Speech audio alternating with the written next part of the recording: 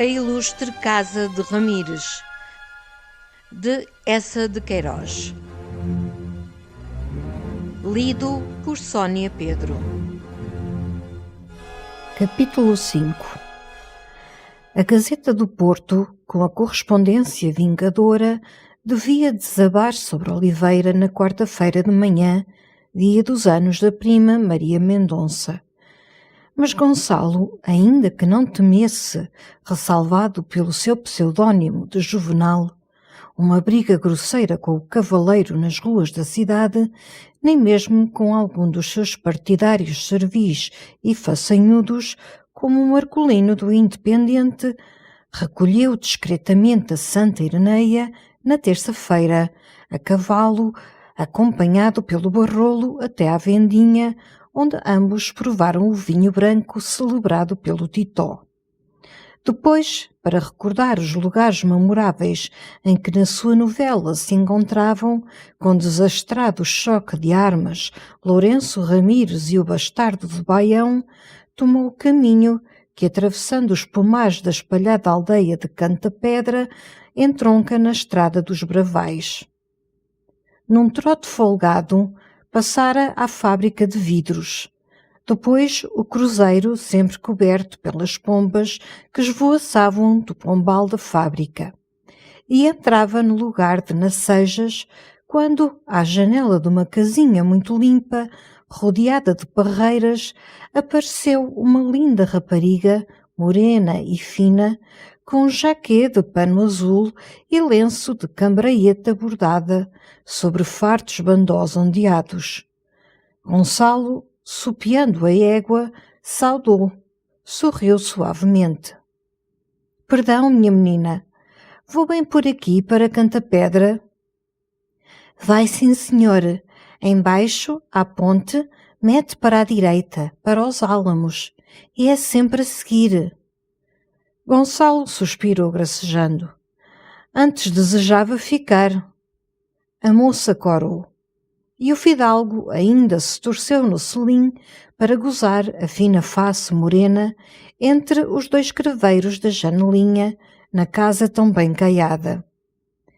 Nesse momento, ao lado de uma calha enramada, desembocava um caçador do campo, de jaleca e barrete vermelho, com a espingarda atravessada nas costas, seguido por dois perdigueiros. Era um latagão airoso que todo ele, no bater dos sapatões brancos, no menear da cinta enfaixada em seda, no levantar da face clara de suíças louras, transbordava de presunção e pimponice. Num relance, surpreendeu o sorriso, a atenção galante do fidalgo, e estacou, pregando sobre ele, com lenta arrogância, os belos olhos pestanudos. Depois passou desdenhosamente, sem se arredar da égua na ladeira estreita, quase raspando pela perna do fidalgo o cano da caçadeira. Mas adiante ainda atirou uma tossidela seca e de chasco, com um bater mais petulante dos tacões. Gonçalo picou a égua, colhido logo por aquele desgraçado temor, aquele desmaiado arrepio da carne, que sempre, ante qualquer risco, qualquer ameaça, o forçava irresistivelmente a encolher, a recuar, a abalar. Embaixo na ponte, desesperado contra a sua timidez, deteve o trote, espreitou para trás para a branca casa florida. O mocetão parara encostado à espingarda sob a janela onde a rapariga morena se debruçava entre os dois vasos de cravos. E assim, encostado, depois de rir para a moça, acenou ao fidalgo, num desafio largo, com a cabeça alta, a borla do barrete toda espetada como uma crista flamante. Gonçalo Mendes Ramires meteu a galope pelo copado caminho de álamos que acompanha o riacho das Donas.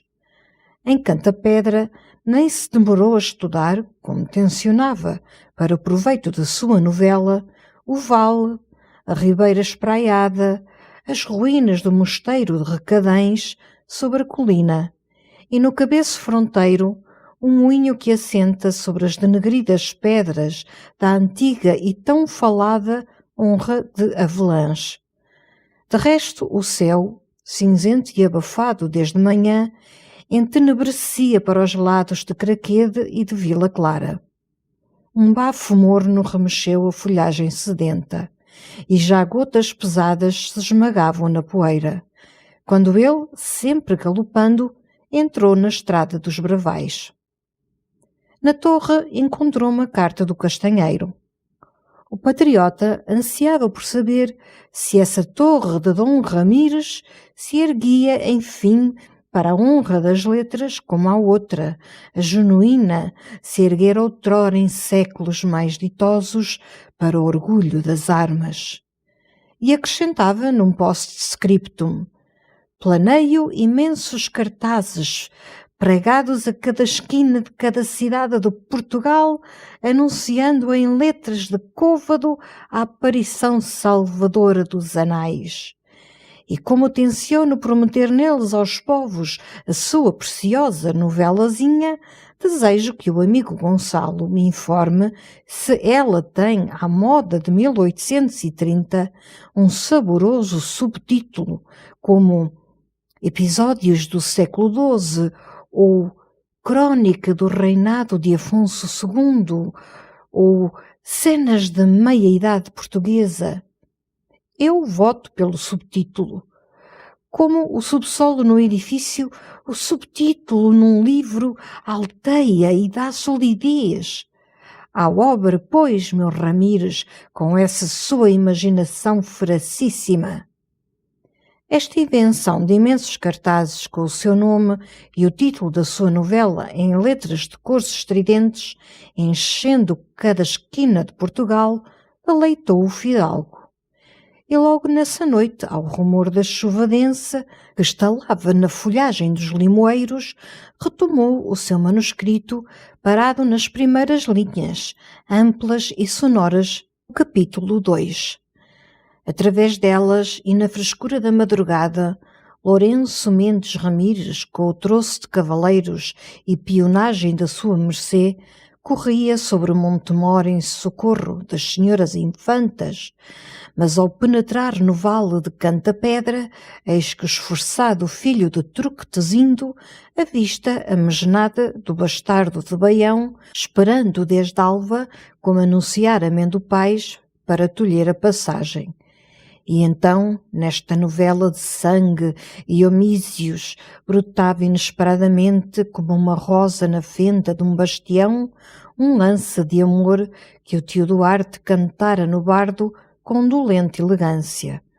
Lopo de Baião, cuja beleza loura de fidalgo godo era tão celebrada por toda a terra de entre Minho e Douro, que lhe chamavam o claro sol, amara arrebatadamente Dona Violante, a filha mais nova de Truquetezindo Ramires. Em dia de São João, no solar de Lanhoso, onde se celebravam lides de touros e jogos de tavolagem, conhecera ele a donzela esplêndida que o tio Duarte, no seu poemeto, louvava com deslumbrado encanto. Que líquido fulgor dos negros olhos, que fartas tranças de lustroso ébano. E ela, certamente, rendera também o coração àquele moço resplandecente e cor de ouro, que nessa tarde de festa, arremessando o rojão contra os touros, ganhara 2 faixas bordadas pela nobre dona de Lanhoso. E à noite, no sarau, se requebrara com tão repicado garbo na dança dos marchatins.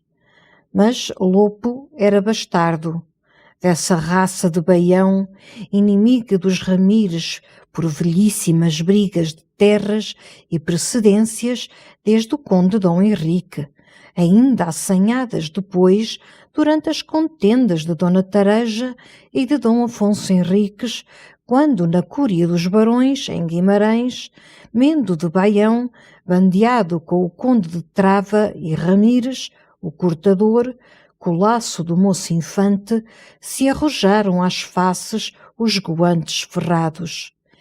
E se fiel ao ódio secular, Troquetezindo Ramires recusara com áspera arrogância a mão de Violante ao mais velho dos de Baião, um dos valentes de Silves, que pelo Natal na Alcáçova de Santa Ireneia lhe pedira para Lopo, seu sobrinho, o claro sol, oferecendo avenças quase submissas de aliança e doce paz.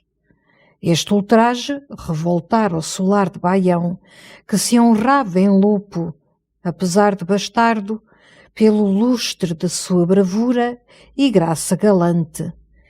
E então Lopo, ferido doridamente no seu coração, mais furiosamente no seu orgulho, para fartar o esfaimado desejo, para infamar o claro nome dos Ramires, tentou raptar Dona Violante. Era na primavera, com todas as veigas do Mondego já verdes. A donosa senhora, entre alguns escudeiros da honra e parentes, jornadeava de Treixedo ao mosteiro do Lourvão, onde sua tia Dona Branca era abadesa. Languidamente, no bardo, descantara o tio Duarte o romântico lance. Junto à fonte mourisca entre os olmeiros, a cavalgadura para. E junto aos olmeiros da fonte surgira o claro sol, que com os seus espreitava de um cabeço. Mas logo no começo da curta briga, um primo de Dona Violante, o agigantado senhor dos Passos de Avelim, o desarmou, manteve um momento ajoelhado sob o lampejo e gume da sua adaga. E com vida perdoada, rugindo de surda raiva, o bastardo abalou entre os poucos solarengos que o acompanhavam nesta afoita arremetida. Desde então, mais fero ardera o rancor entre os de Baião e os Ramires. E eis agora, nesse começo da Guerra das Infantas, os dois inimigos, rosto a rosto, no vale estreito de Canta-Pedra. Lopo, com um bando de 30 lanças e mais de 100 besteiros da hoste real. Lourenço Mendes Ramires, com 15 cavaleiros e 90 homens de pé do seu pendão.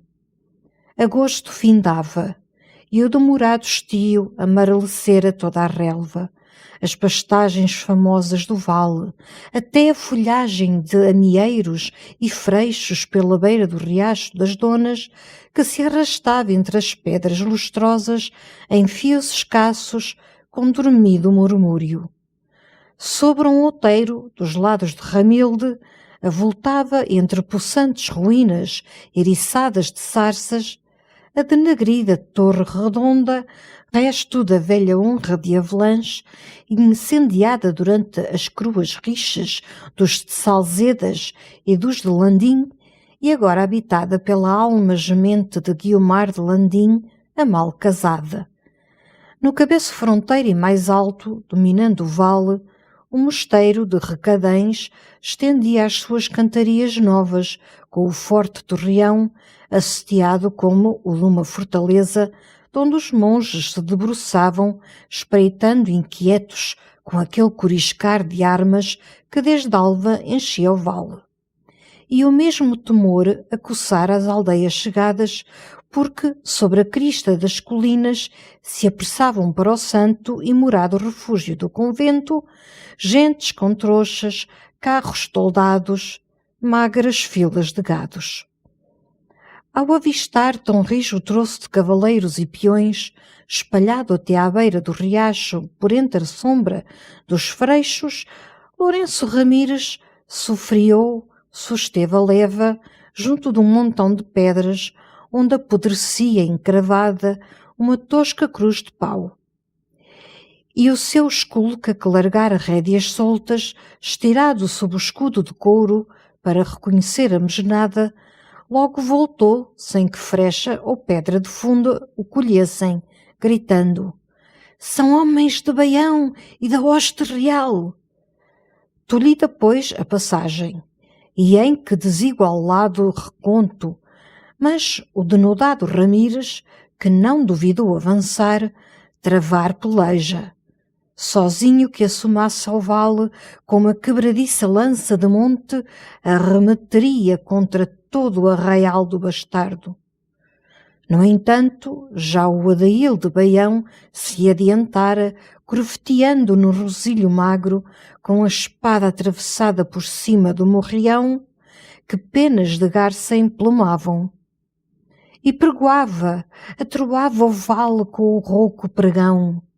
Deter, que não há passagem, e o nobre senhor de Baião, em recado del rei e por mercê de sua senhoria, vos guarda vidas salvas, se volverdes costas sem rumor e tardança.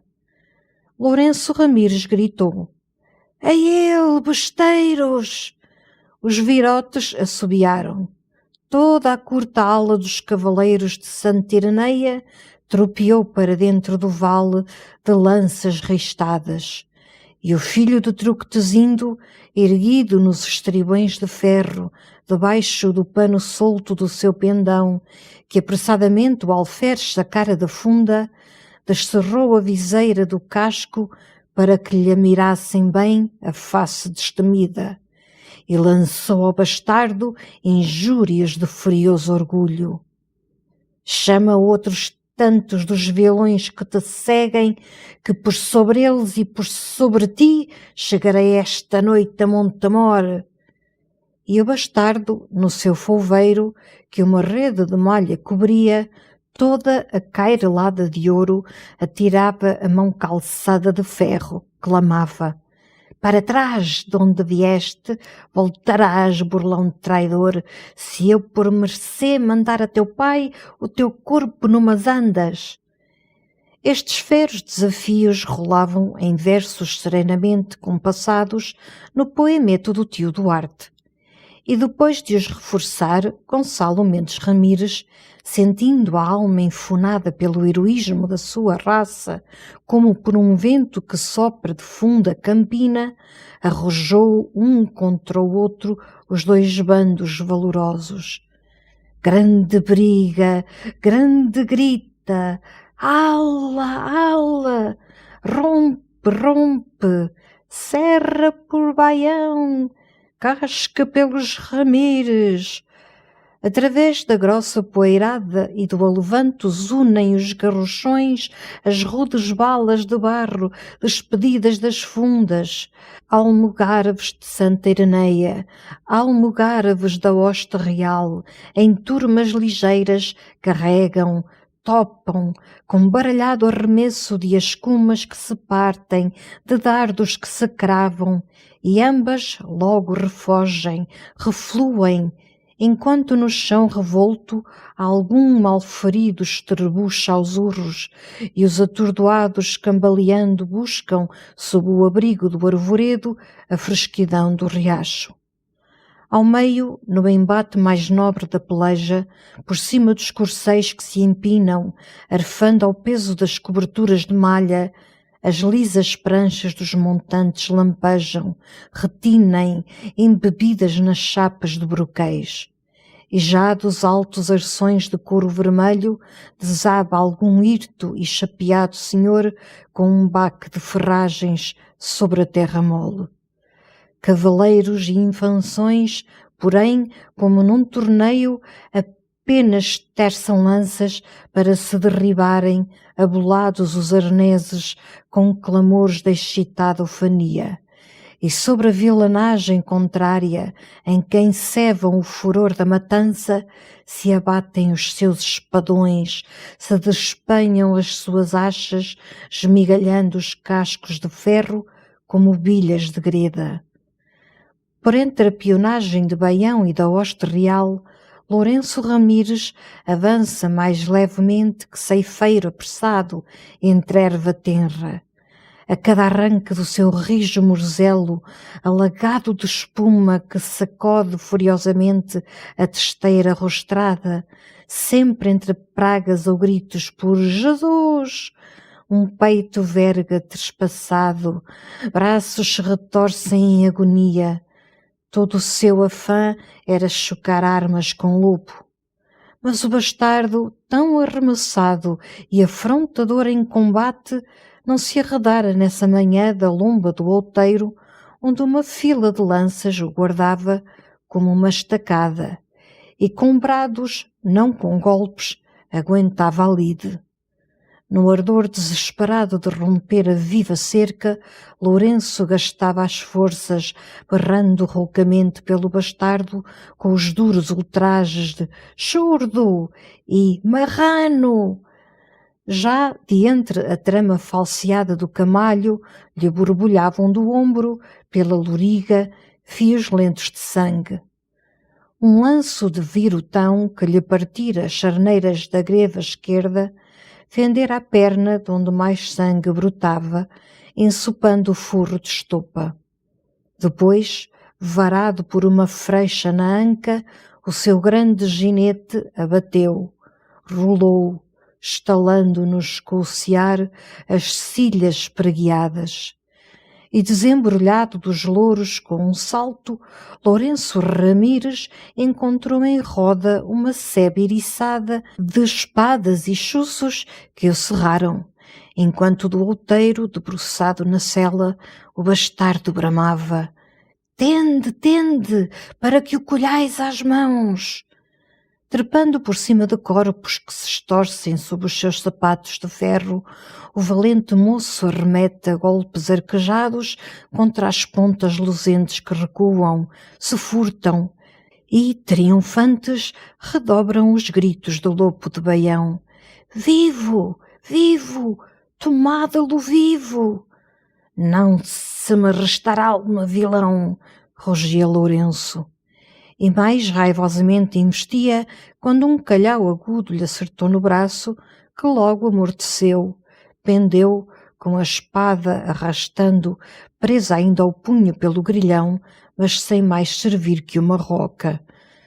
No relance ficou agarrado por peões que lhe afilavam a gorja, enquanto outros com varadas de escuma lhe vergavam as pernas retesadas. Tombou por fim direito como um madeiro, e nas cordas com que logo o amarraram, jazeu hirto, sem elmo, sem servilheira, os olhos duramente cerrados, os cabelos presos numa pasta de poeira e de sangue. Eis, pois, cativo Lourenço Ramires, e diante das andas feitas de ramos e franças de faias em que o estenderam, depois de o borrifarem à pressa com água fresca do riacho, o bastardo, limpando às costas da mão o suor que lhe rescorria pela face formosa, pelas barbas douradas, murmurava comovido: "Ah, Lourenço, Lourenço, grande dor que bem pudéramos ser irmãos e amigos." Assim, ajudado pelo tio Duarte, por Walter Scott, por notícias do panorama, compusera Gonçalo a mal-venturada lide de Canta-Pedra. E com este desabafo do lopo, onde perpassava a mágoa do amor vedado, fechou o capítulo 2, sobre o que labutara 3 dias, tão embrenhadamente que em torno o mundo como se calara e se fundira em penumbra. Uma girândola de foguetes estourou ao longe para o lado dos brevais, onde no domingo se fazia a romaria celebrada da Senhora das Candeias. Depois da chuva daqueles 3 dias, uma frescura descia do céu amaciado e lavado sobre os campos mais verdes. E como ainda restava meia hora farta antes de jantar, o fidalgo agarrou o chapéu e mesmo na sua velha quinzena de trabalho, com uma bengalinha de cana, desceu à estrada, tomou pelo caminho que se estreita entre o muro da torre e as terras de centeio, onde assentavam, no século XII, as barbacãs da honra de Santa Ireneia. Pela silenciosa vereda ainda úmida, Gonçalo pensava nos seus avós formidáveis, como eles ressurgiam na sua novela, sólidos e ressoantes. E realmente uma compreensão tão segura daquelas almas afonsinas mostrava que a sua alma conservava o mesmo quilate e saíra do mesmo rico bloco de ouro, porque um coração mole ou degenerado não saberia narrar corações tão fortes de eras tão fortes. E nunca o bom Manuel Duarte ou o Barrolo Excelente entenderiam bastante para lhes reconstruir os altos espíritos, Martim de Freitas ou Afonso de Albuquerque. Nesta fina verdade desejaria ele que os críticos insistissem ao estudar depois a Torre de Dom Ramires, pois que o Castanheiro lhe assegurara artigos consideráveis nas novidades e na manhã. Sim, eis o que convinha marcar com relevo, e ele o lembraria ao Castanheiro, que os ricos homens de Santa Ireneia reviviam no seu neto, senão pela continuação heroica das mesmas façanhas, pela mesma levantada compreensão do heroísmo. Que diabo! Sob o reinado do horrendo São Fulgêncio, ele não podia desmantelar o solar de Baião, desmantelado há 600 anos por seu avô, Leonel Ramires, nem retomar aos mouros essa torreada Monforte, onde o Antoninho Moreno era o lânguido governador civil. Mas sentia a grandeza e o préstimo histórico desse arrojo que outrora impelia os seus a arrasar solares rivais, a escalar vilas mouriscas, ressuscitava pelo saber e pela arte, arrojava para a vida ambiente esses varões temerosos com os seus corações, os seus trajes, as suas imensas cutiladas, as suas bravatas sublimes. Dentro do espírito e das expressões do seu século era, pois, um bom Ramires, um Ramires de nobres energias, não façanhudas, mas intelectuais, como competia numa idade de intelectual descanso. E os jornais, que tanto motejam a decadência dos fidalgos de Portugal, deveriam, em justiça, afirmar, e ele o lembraria ao Castanheiro: eis aí um e o maior que, com as formas e os modos do seu tempo, continua e honra a sua raça. Através destes pensamentos que mais lhe enrijavam as passadas sobre o chão tão calcado pelos seus, o fidalgo da torre chegara à esquina do muro da quinta, onde uma ladeirenta e apertada azinhaga a divide do pinheiral e da mata. Do portão nobre que outrora se erguera nesse recanto, com lavores e brasão de armas, restam apenas os 2 umbrais de granito amarelados de musgo, cerrados contra o gado por uma cancela de tábuas mal pregadas, carcomidas da chuva e dos anos. E nesse momento da azinhaga funda, apagada em sombra, subia, chiando, carregado de mato, um carro de bois que uma linda boeirinha guiava. Nosso Senhor lhe dê muitas boas tardes. Boas tardes, Florzinha. O carro lento passou, e logo atrás surgiu um homem, esgroviado e escuro, trazendo ao ombro o cajado, de onde pendia um molho de cordas.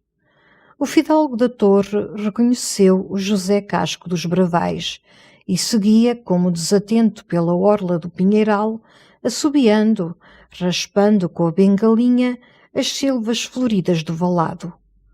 O outro, porém, estugou o passo esgalgado, lançou duramente no silêncio do arvoredo e da tarde o nome do fidalgo. Então, com um pulo do coração, Gonçalo Mendes Ramires parou, forçando um sorriso afável. — Olá! É você, José? Então, que temos? O Casco engasgara, com as costelas a arfar sob a encardida camisa de trabalho. Por fim, desenfiando das cordas o marmeleiro que cravou no chão pela chopa. Temos que eu falei sempre claro com o fidalgo, e não era para que depois me faltasse a palavra. Gonçalo Ramires levantou a cabeça com uma dignidade lenta e gostosa, como se levantasse uma massa de ferro. Que está você a dizer, Casco? Faltar à palavra. Em que lhe faltei eu à palavra? Por causa do arrendamento da torre? Essa é nova. Então houve por acaso escritura assinada entre nós? Você não voltou, não apareceu. O Casco emudecera assombrado. Depois, com uma cólera em que lhe tremiam os beiços brancos, lhe tremiam as secas mãos cabeludas, vincadas ao cabo do varapau.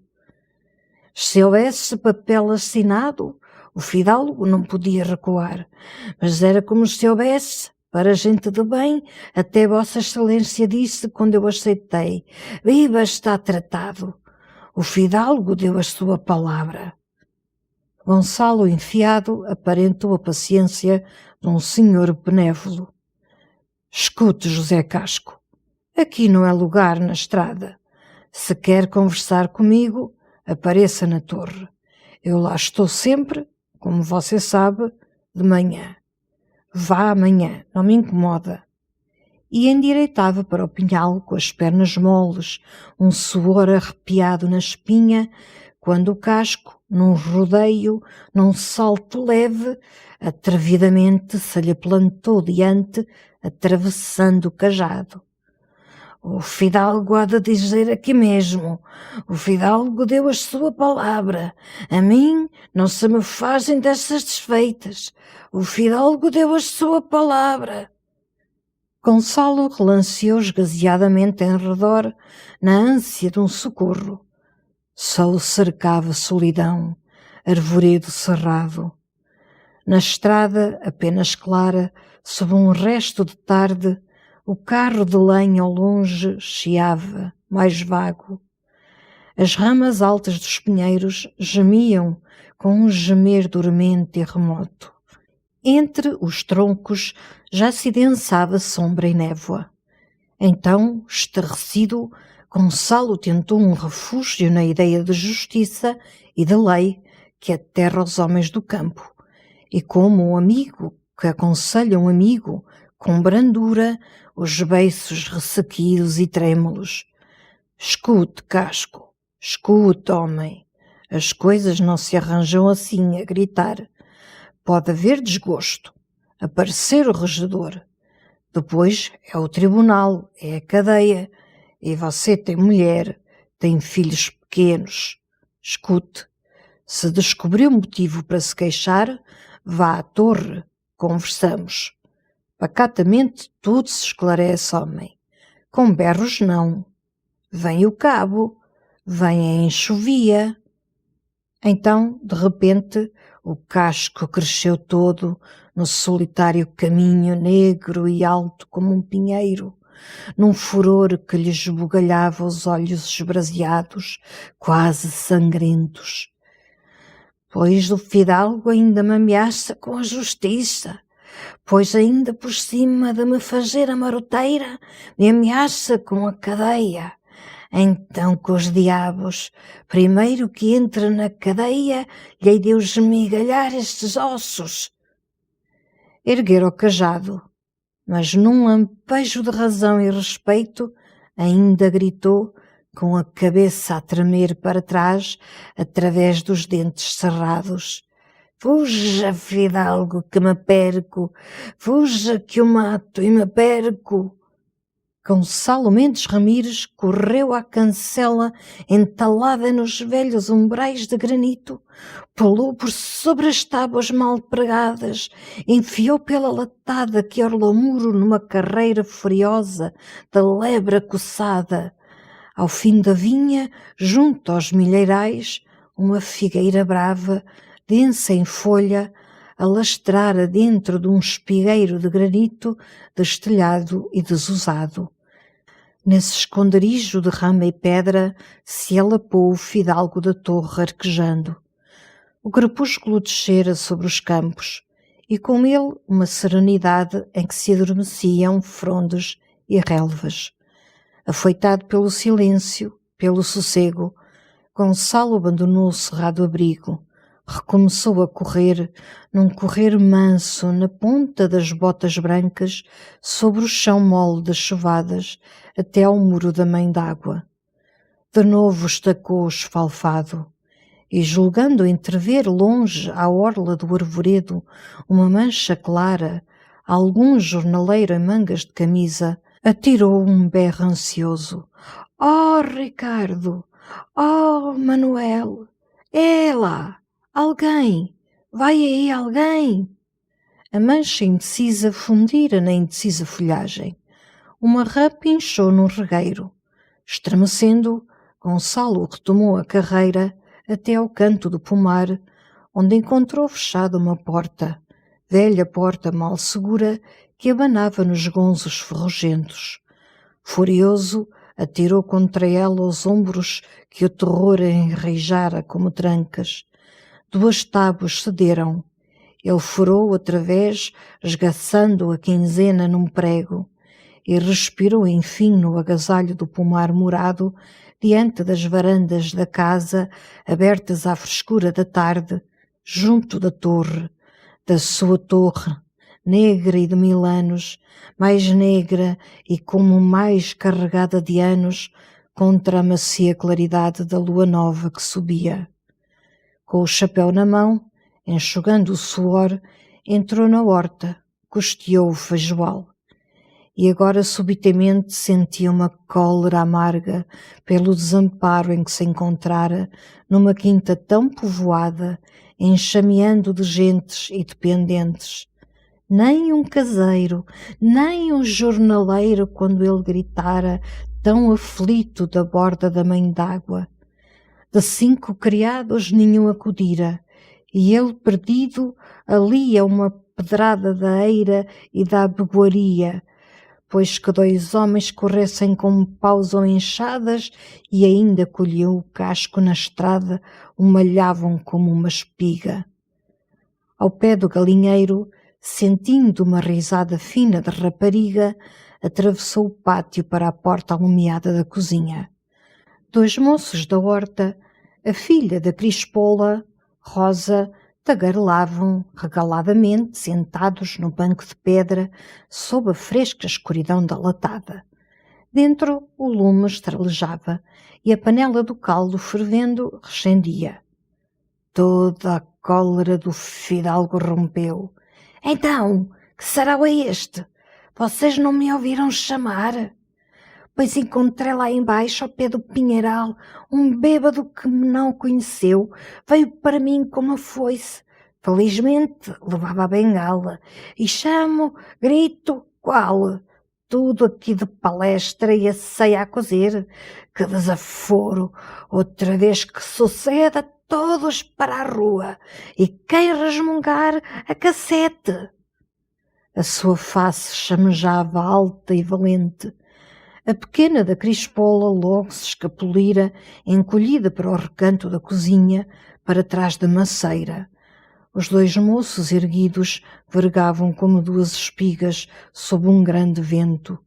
E enquanto a Rosa, aterrada, se benzia, se derretia em lamentações sobre desgraças que assim se armam, Gonçalo, deleitado pela submissão dos 2 homens, ambos tão rijos, com tão grossos varapaus encostados à parede, amansava.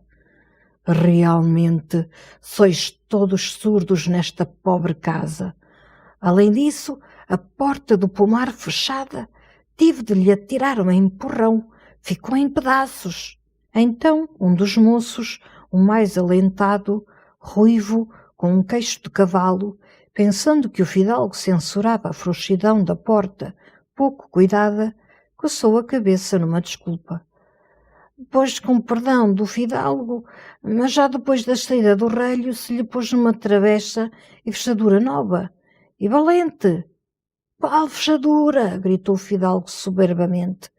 Despedacei a fechadura, despedacei a travessa, tudo em estilhas. O outro moço, mais desembaraçado e esperto, riu para agradar. Santo nome de Deus! Então é que o fidalgo lhe atirou com força. E o companheiro, convencido, espetando o queixo enorme: mas que força a matar, que a porta era rija e fechadura nova, já depois do ralho. A certeza da sua força, louvada por aqueles fortes, reconfortou inteiramente o fidalgo da torre, já brando, quase paternal. Graças a Deus, para arrumar uma porta mesmo nova, não me falta força. O que eu não podia, por decência, era arrastar aí, por essas estradas, um bêbado com uma foice até casa do regedor. Foi para isso que eu chamei, que gritei, para que vocês o agarrassem, o levassem ao regedor. Bem, acabou. Oh, Rosa, dê a estes rapazes para a ceia mais uma caneca de vinho, a ver se para outra vez se afoitam, se aparecem.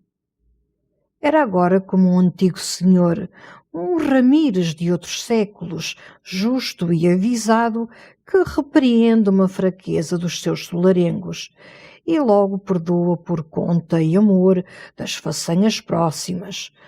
Depois, com a bengala ao ombro, como uma lança, subiu pela lôbrega escada da cozinha. E em cima no quarto, apenas o Bento entrara para o vestir, recomeçou a sua epopeia mais carregada, mais terrífica, assombrando o sensível homem, estacado rente da cômoda, sem mesmo pousar a infusa de água quente, as botas envernizadas, abraçada de toalhas que o ajoujavam. O casco, o José Casco dos Bravais, bêbado, rompendo para ele sem o conhecer, com uma foice enorme a berrar: morra que é marrão! E ele na estrada diante do bruto, de bengalinha, mas atira um salto, a foiçada resvala sobre um tronco de pinheiro. Então arremete desabaladamente, brandindo a bengala, gritando pelo Ricardo e pelo Manuel, como se ambos o escoltassem, e ataranta o casco que recua, se some pela azinhaga a cambalear, a grunhir. Hein? Que te parece? Se não é a minha audácia, o homem positivamente me ferra um tiro de espingarda. O Bento, que quase se babava com o jarro esquecido a pingar no tapete, pestanejou confuso, mais atônito. Mas o senhor doutor disse que era uma foice. Gonçalo bateu o pé impaciente. Correu para mim com uma foice, mas vinha atrás do carro, e no carro trazia uma espingarda. O Casco é caçador, anda sempre de espingarda. Enfim, estou aqui vivo, na torre, por mercê de Deus. E também porque, felizmente, nestes casos, não me falta decisão. E apressou o Bento porque, com o abalo, o esforço, positivamente lhe tremiam as pernas de cansaço e de fome. Além da sede. Sobretudo sede. Esse vinho que venha bem fresco, do verde e do alvaralhão para misturar. O Bento, com um trêmulo suspiro da emoção atravessada, enchera a bacia, estendia as toalhas. Depois, gravemente: Pois, senhor doutor, temos este andaço dos sítios. Foi o mesmo que sucedeu ao senhor Sanches Lucena, na Feitosa. Como ao senhor Sanches Lucena?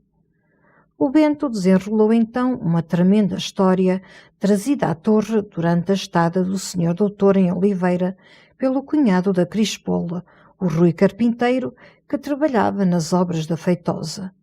O senhor Sanches Lucena descera uma tarde ao lusco-fusco à porta do mirante, quando passam na estrada dois jornaleiros, bêbados ou facínoras, que implicam com o excelente senhor.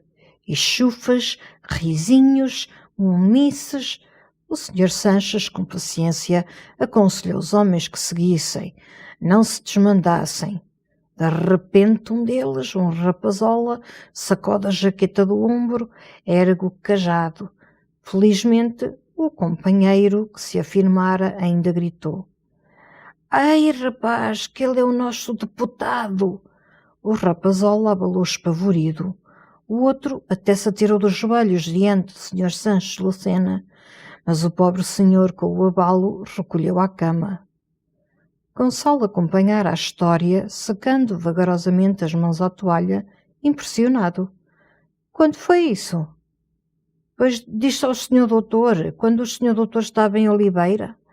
Um dia antes ou um dia depois dos anos da senhora Dona Graça.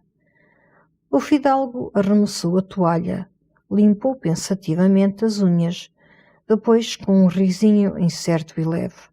Enfim, sempre serviu de alguma coisa ao Sanches Lucena ser deputado por Vila Clara. E já vestido, abastecendo a charuteira, porque resolvera passar a noite na vila a desabafar com o Gouveia, de novo se voltou para o Bento que arrumava a roupa.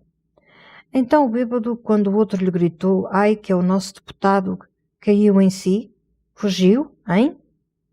Ora vê tu, ainda vale ser deputado. Ainda inspira respeito, homem. Pelo menos inspira mais respeito que descender dos reis de Leão. Paciência, toca a jantar. Durante o jantar, misturando copiosamente o verde e o alvaralhão, Gonçalo não cessou de ruminar a ousadia do casco. Pela primeira vez na história de Santa Ireneia, um lavrador daquelas aldeias, crescidas à sombra da casa ilustre, por tantos séculos, senhor em Montival, ultrajava um Ramires, e brutamente alçando o cajado diante dos muros da quinta histórica. Contava seu pai que, em vida do bisavô Inácio, ainda desde Ramilde até Corinde, os homens dobravam o joelho nos caminhos quando passava o senhor da torre. E porquê? Porque ele não se desfalcara submissamente das suas rendas em proveito de um façanhudo. Em tempos do avô Turquetesindo, vilão de tal atentado, assaria como o porco montês numa ruidosa fogueira diante das barbacãs da honra. Ainda em dias do bisavô Inácio, apodreceria numa masmorra. E o casco não podia escapar sem castigo. A impunidade só lhe encheria a audácia, e assomado, rancoroso noutro encontro, sem mais falas, desfechava a caçadeira. Oh, não lhe desejava um mal durável, coitado, com 2 filhos pequeninos, um que mamava, mas que o arrastassem à administração algemado entre 2 cabos de polícia, e que na triste saleta, de onde se avistavam as grades da cadeia, apanhasse uma repreensão tremenda do Gouveia. Do Gouveia muito seco, muito esticado na sobrecasaca negra. Assim se devia resguardar por meios tortuosos, pois que não era deputado e que com o seu talento, o seu nome, essa espantosa linhagem de avós que edificara o reino, carecia o prestígio de um Sanches Lucena, o precioso prestígio que suspende no ar os varapaus atrevidos. Apenas findou o café, mandou pelo Bento avisar os 2 moços da horta, o Ricardo e o outro, de queixo de cavalo, que o esperassem no pátio armados, porque na torre ainda sobrevivia uma sala de armas, cacifro tenebroso junto ao arquivo, onde se amontoavam peças aboladas de armaduras, um lorigão de malha, um broquel mourisco, alabardas, espadões, polvarilhos, bacamartes de 1820, e entre esta poeirenta ferralhagem negra, 3 espingardas limpas com que os moços da quinta na Romaria de São Gonçalo atiravam descargas em louvor do santo. Depois ele encafou o revólver na algibeira, desenterrou do armário do corredor um velho bengalão de cabo de chumbo entrançado, agarrou um apito. E assim, precavido, aquecido pelo verde e pelo alvaralhão, com os 2 criados de caçadeira ao ombro, importantes e tesos, partiu para Vila Clara procurar o senhor administrador do concelho. A noite envolvia os campos em sossego e frescura. A lua nova que a limpara o tempo roçava a crista dos outeiros de Valverde como a roda lustrosa de um carro de ouro. No silêncio, os rijos sapatões, pregueados de 2 jornaleiros, ressoavam em cadência.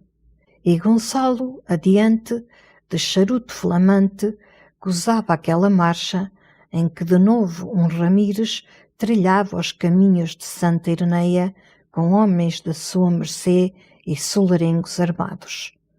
Ao começo da vila, porém, recolheu discretamente a escolta na taberna da Serena e ele cortou para o mercado da erva, para a tabacaria do Simões, onde o Gouveia, àquela hora, antes da partida da Assembleia, costumava pousar, comprar uma caixa de fósforos, considerar pensativamente na vidraça as cautelas da lotaria. Mas nessa noite o senhor administrador faltara ao Simões acostumado. Largou então para a Assembleia e logo embaixo no bilhar um sujeito calvo que contemplava as carambolas solitárias do marcador, espapado na bancada, de colete desabotoado, mascando um palito, informou o fidalgo da doença do amigo Gouveia. Coisa leve, inflamação de garganta. Vossa Excelência de certo o encontra em casa, não arreda do quarto desde domingo.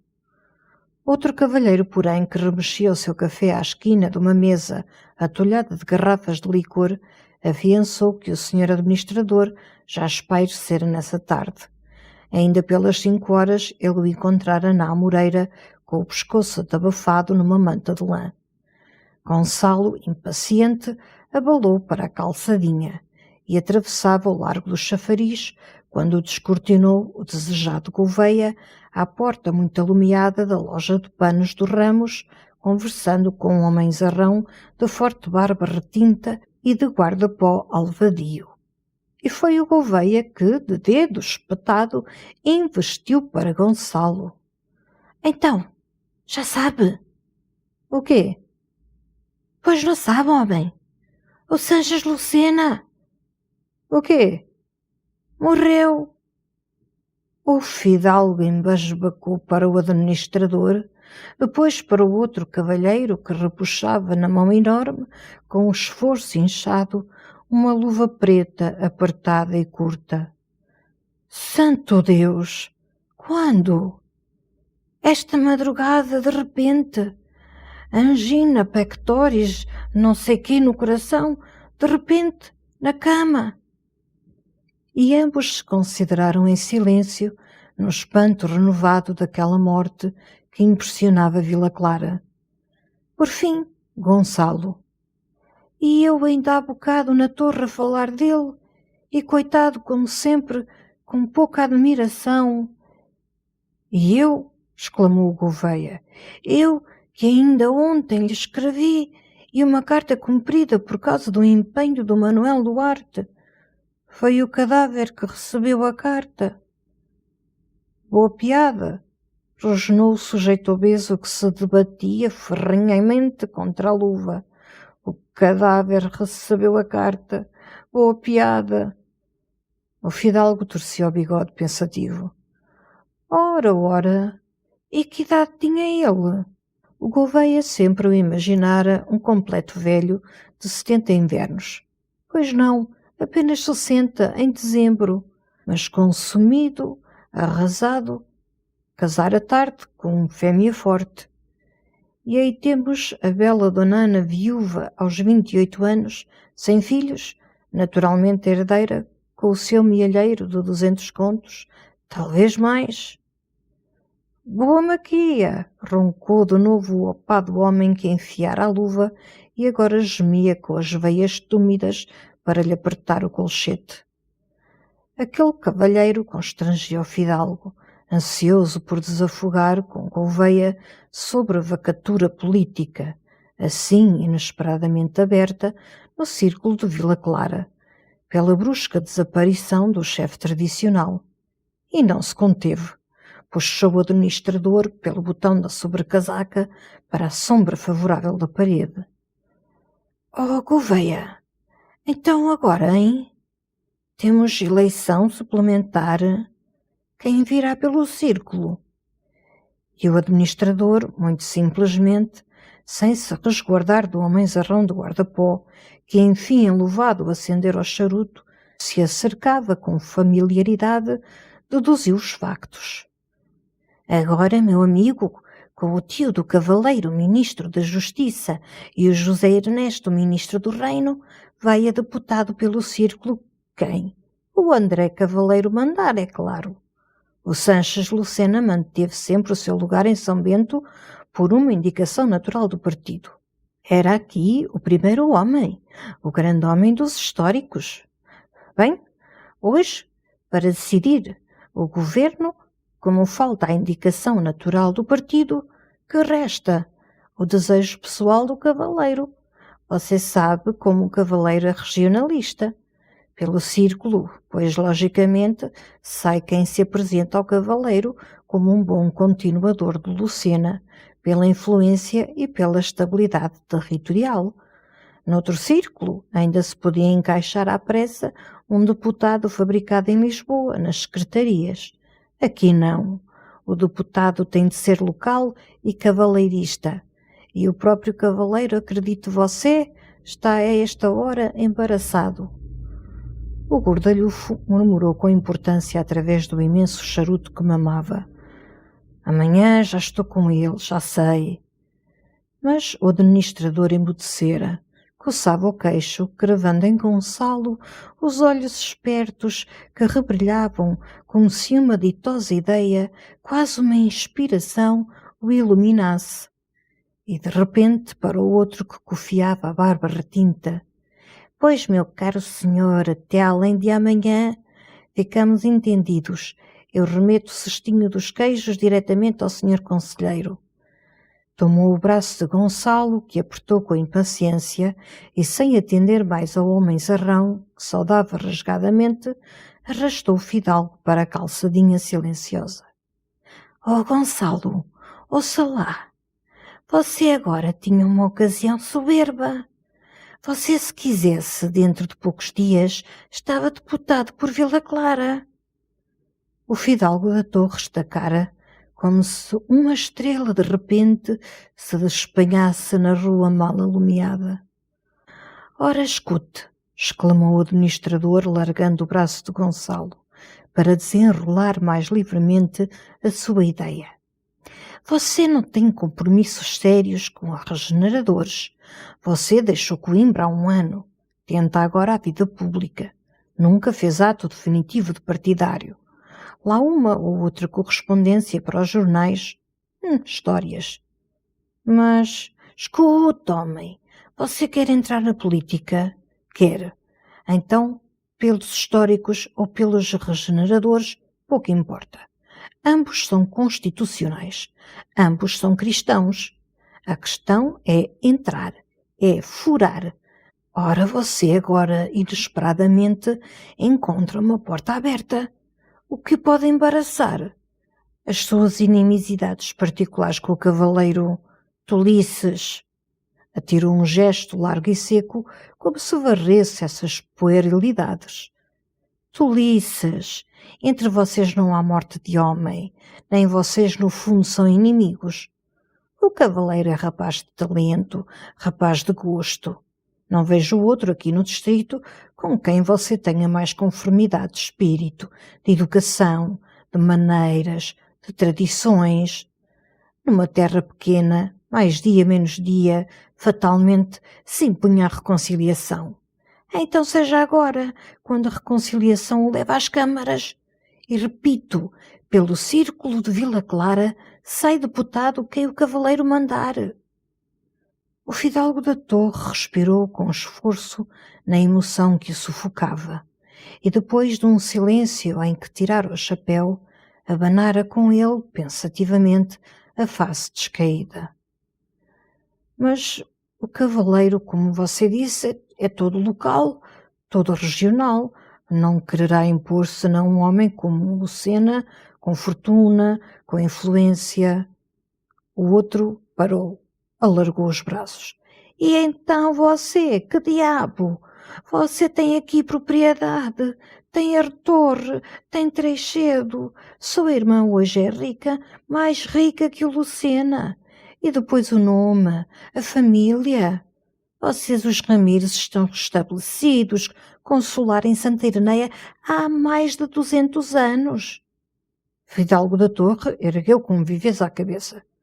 200? Há 1000, há quase 1000.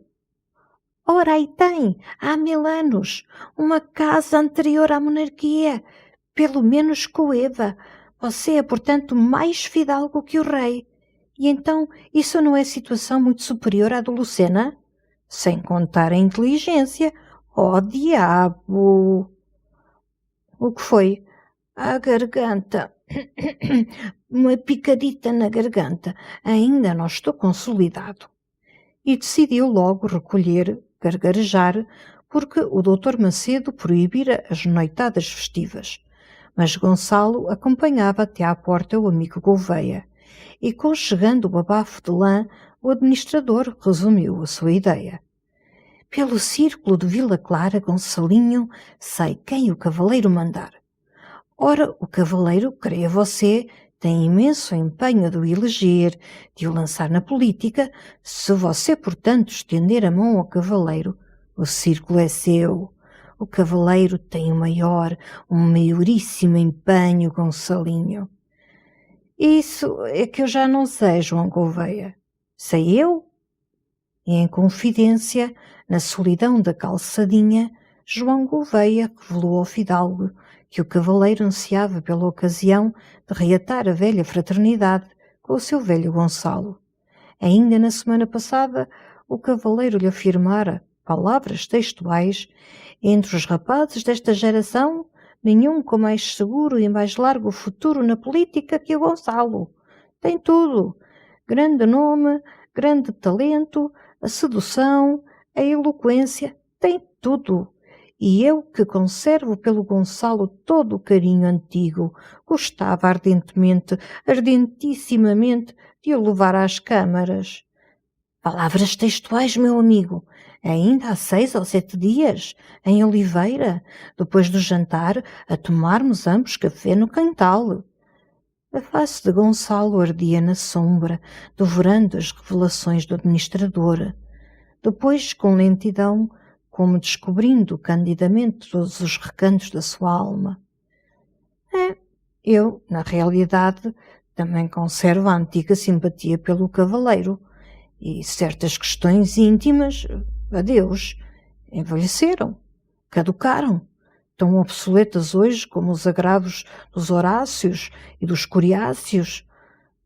Como você lembrou há pouco, com razão, nunca se ergueu entre nós morte de homem. Que diabo! Eu fui educado com o cavaleiro, éramos irmãos, e acredito você, Gouveia, sempre que o vejo, sinto um apetite doido, mas doido, de correr para ele, de lhe gritar: Oh, André, nuvens passadas não voltam, atira para cá esses ossos. Creia você, não o faço por timidez, é timidez. Oh, não, lá por mim, estou pronta à reconciliação, todo o coração me pede. Mas ele... Porque, enfim, Gouveia, eu nas minhas correspondências para a Gazeta do Porto tenho sido feroz com o cavaleiro. João Gouveia parou de bengala ao ombro, considerando o fidalgo com um sorriso divertido. Nas correspondências?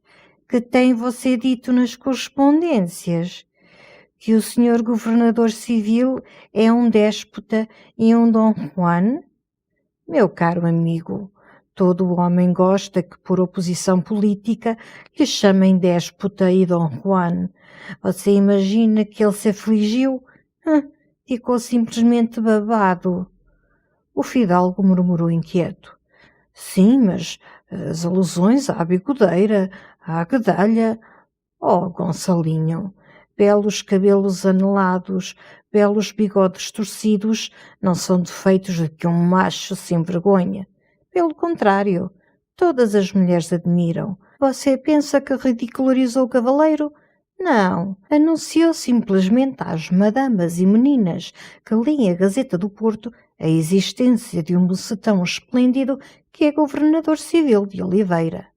E parando de novo, porque de fronte na esquina luziam as 2 janelas abertas da sua casa, o administrador estendeu o dedo firme para um conselho supremo.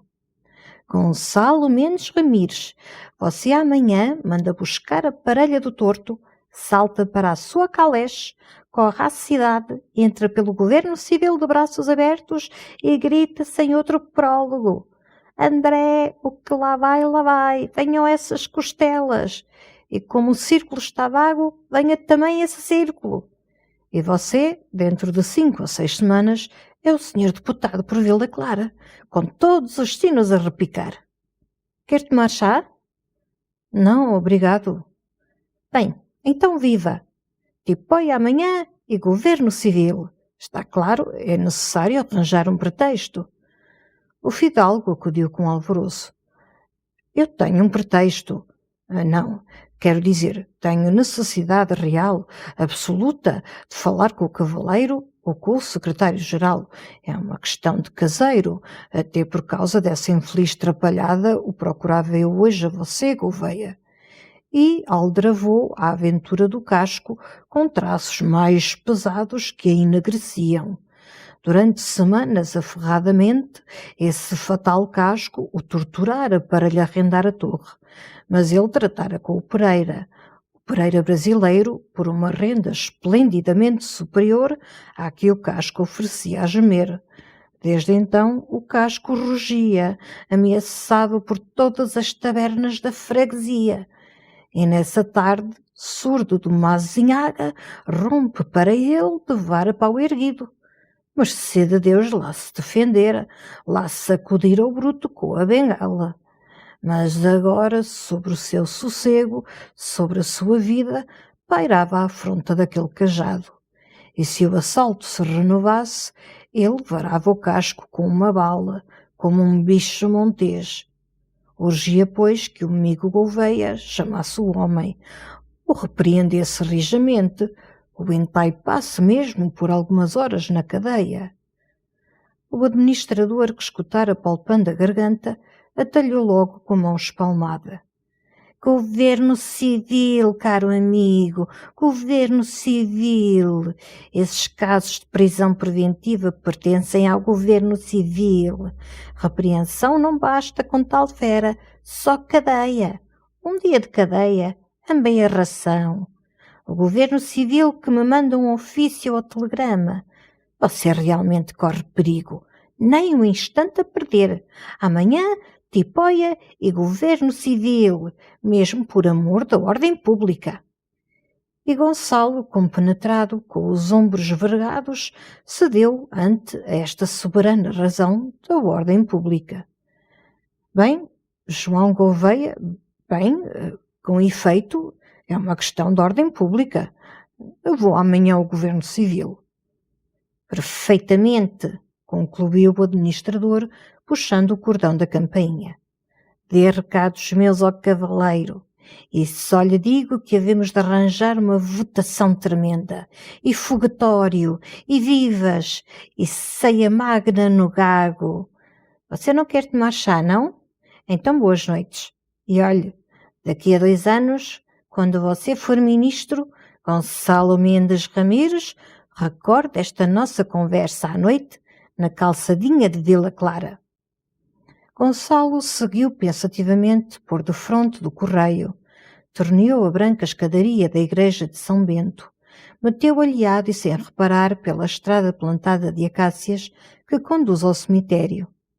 E naquele alto da vila, donde, ao desembocar da calçadinha, se abrange a largueza rica dos campos, desde Valverde a Craquede, sentiu que também na sua vida, apertada e solitária como a calçadinha, se alargara um arejado espaço cheio de interessante bulício e de abundância. Era o muro em que sempre se imaginara, irreparavelmente cerrado, que de repente rachava. Eis a fenda facilitadora. Para além, reluziam todas as belas realidades que desde Coimbra apetecera. Mas no atravessar da fenda fragosa, de certo se rasgaria a sua dignidade ou se rasgaria o seu orgulho. Que fazer? Sim, seguramente, estendendo os braços ao animal do cavaleiro, conquistava a sua eleição. O círculo Enfeudado aos históricos, elegeria submissamente o deputado que o chefe histórico ordenasse com indolente aceno. Mas essa reconciliação importava a entrada triunfal do cavaleiro na quieta casa de Barrolo. Ele vendia, pois, o sossego da irmã por uma cadeira em São Bento. Não podia por amor de Gracinha. E Gonçalo suspirou com ruidoso suspiro no luminoso silêncio da estrada. Agora, porém, durante 3, 4 anos, os regeneradores não trepavam ao governo. E ele, ali, através desses anos, no buraco rural, jogando voltaretes sonolentos na Assembleia da Vila, fumando cigarros calaceiros nas varandas dos cunhais, sem carreira, parado e mudo na vida, a ganhar musgo como a sua caduca e inútil torre. Caramba! Era faltar cobardemente a deveres muito santos para consigo e para com o seu nome. Em breve os seus camaradas de Coimbra penetrariam nos altos empregos, nas ricas companhias, muitos nas câmaras por vacaturas abençoadas como a do Sanches, um ou outro mesmo, mais audaz ou servil, no ministério. Só ele, com talentos superiores, um tal brilho histórico, jazeria esquecido e resmungando como um coxo numa estrada quando passa a romaria. E porquê? Pelo receio pueril de pôr a bigodeira atrevida do cavaleiro muito perto dos fracos lábios de Gracinha. E por fim, esse receio constituía uma injúria, uma nojenta injúria à seriedade da irmã, porque Portugal não se honrava com mulher mais rigidamente séria, de mais grave e puro pensar. Aquele corpinho ligeiro que o vento levava continha uma alma heroica. O cavaleiro podia Sua Excelência sacudir a gadelha com graça fatal, jorrar dos olhos pestanudos a languidez às ondas, que Gracinha permaneceria tão inacessível e sólida na sua virtude como se fosse insexual e de mármore. Oh, realmente, por Gracinha, ele abriria ao cavaleiro todas as portas dos cunhais, mesmo a porta do quarto dela, e bem larga, com uma solidão bem preparada. E depois não se cuidava de uma donzela nem de uma viúva. Na casa do Largo del Rei governava, mercê de Deus, marido brioso, marido rijo. A esse, só a esse, competia escolher as intimidades do seu lar e nele manter quietação e recato. Não. Esse receio de uma imaginável fragilidade de Gracinha, da sua honrada, altiva Gracinha, esse receio perverso e louco, certamente o devia varrer com o coração desafogado e sorrindo. E na clara solidão da estrada, Gonçalo Mendes Ramires atirou um gesto decidido e terminante que varria. Restava, porém, a sua própria humilhação. Desde anos, ruidosamente, conversando e escrevendo em Coimbra, em Vila Clara, em Oliveira, na Gazeta do Porto, ele demolira o cavaleiro. E subiria agora, de espinhaço vergado, as escadarias do governo civil, murmurando o seu «Peccavi, mea culpa, mea maxima culpa». Que escândalo na cidade! O fidalgo da torre lá precisou e lá veio. Era o transbordante triunfo do cavaleiro, o único homem que no distrito se conservava erguido, pelejando, trovejando as verdades, desarmava, emudecia e encolhidamente se enfileirava no séquito louvaminheiro de Sua Excelência. Bem duro. Mas que diabo! Havia superiormente o interesse do país, e tão admirável lhe pareceu esta razão que abradou com ardor na mudez da estrada. Ah, o país! Sim, o país! Quantas reformas a proclamar, a realizar! Em Coimbra, no 5º ano, já se ocupara da instrução pública, de uma remodelação do ensino, todo industrial, todo colonial, sem latim, sem ociosas belas letras, criando um povo formigueiro de produtores e de exploradores. E os camaradas, nos sonhos ondeantes do futuro, quando repartiam os ministérios, concordavam sempre: o Gonçalo para a instrução pública. Por essas ideias poderosas, pelo saber acumulado, todo ele se devia à nação, como outrora pela força os grandes ramires armados. E pela nação cumpria que o seu orgulho de homem cedesse ante a sua tarefa de cidadão. Depois, quem sabe, entre o cavaleiro e ele, afogadamente, se enroscava todo um passado de camaradagem, apenas entorpecido, que talvez revivesse nesse encontro, os enlaçasse logo num abraço penetrante, onde os antigos agravos se assumiriam como um pó sacudido. Mas para que imaginar, remoer? Uma necessidade se sobrepunha iniludível, a de comparecer logo de manhã em Oliveira, no governo civil, requerendo a supressão do casco. Dessa pressa dependia o seu sossego de vida e de inteligência. Nunca ele lograria trabalhar na novela, trilhar folgadamente a estrada de Vila Clara, sabendo que em torno o outro, pelas calhas e sombras, rondava com a espingarda. E para não regressar aos costumes bravios dos seus avós, circulando através do concelho entre as carabinas dos criados, necessitava o casco domado, imobilizado. Era, pois, inadiável correr ao governo civil para o bem da ordem. E depois, quando ele se encontrasse no gabinete do cavaleiro, diante da mesa do cavaleiro, a providência decidiria. A providência decidirá. E, ancorado nesta resolução, o fidalgo da torre parou, olhou. Levado pela quente rajada de pensamentos, chegara à grade do cemitério da vila, que a luar branqueava como um lençol estendido. Ao fundo da alameda que o divide, clara na claridade triste, o escarnado Cristo, chagado e lívido, sobre a sua alta cruz negra, pendia, mais dolorido e lívido, no silêncio e na solidão, com uma tristíssima lâmpada aos pés, esmorecendo.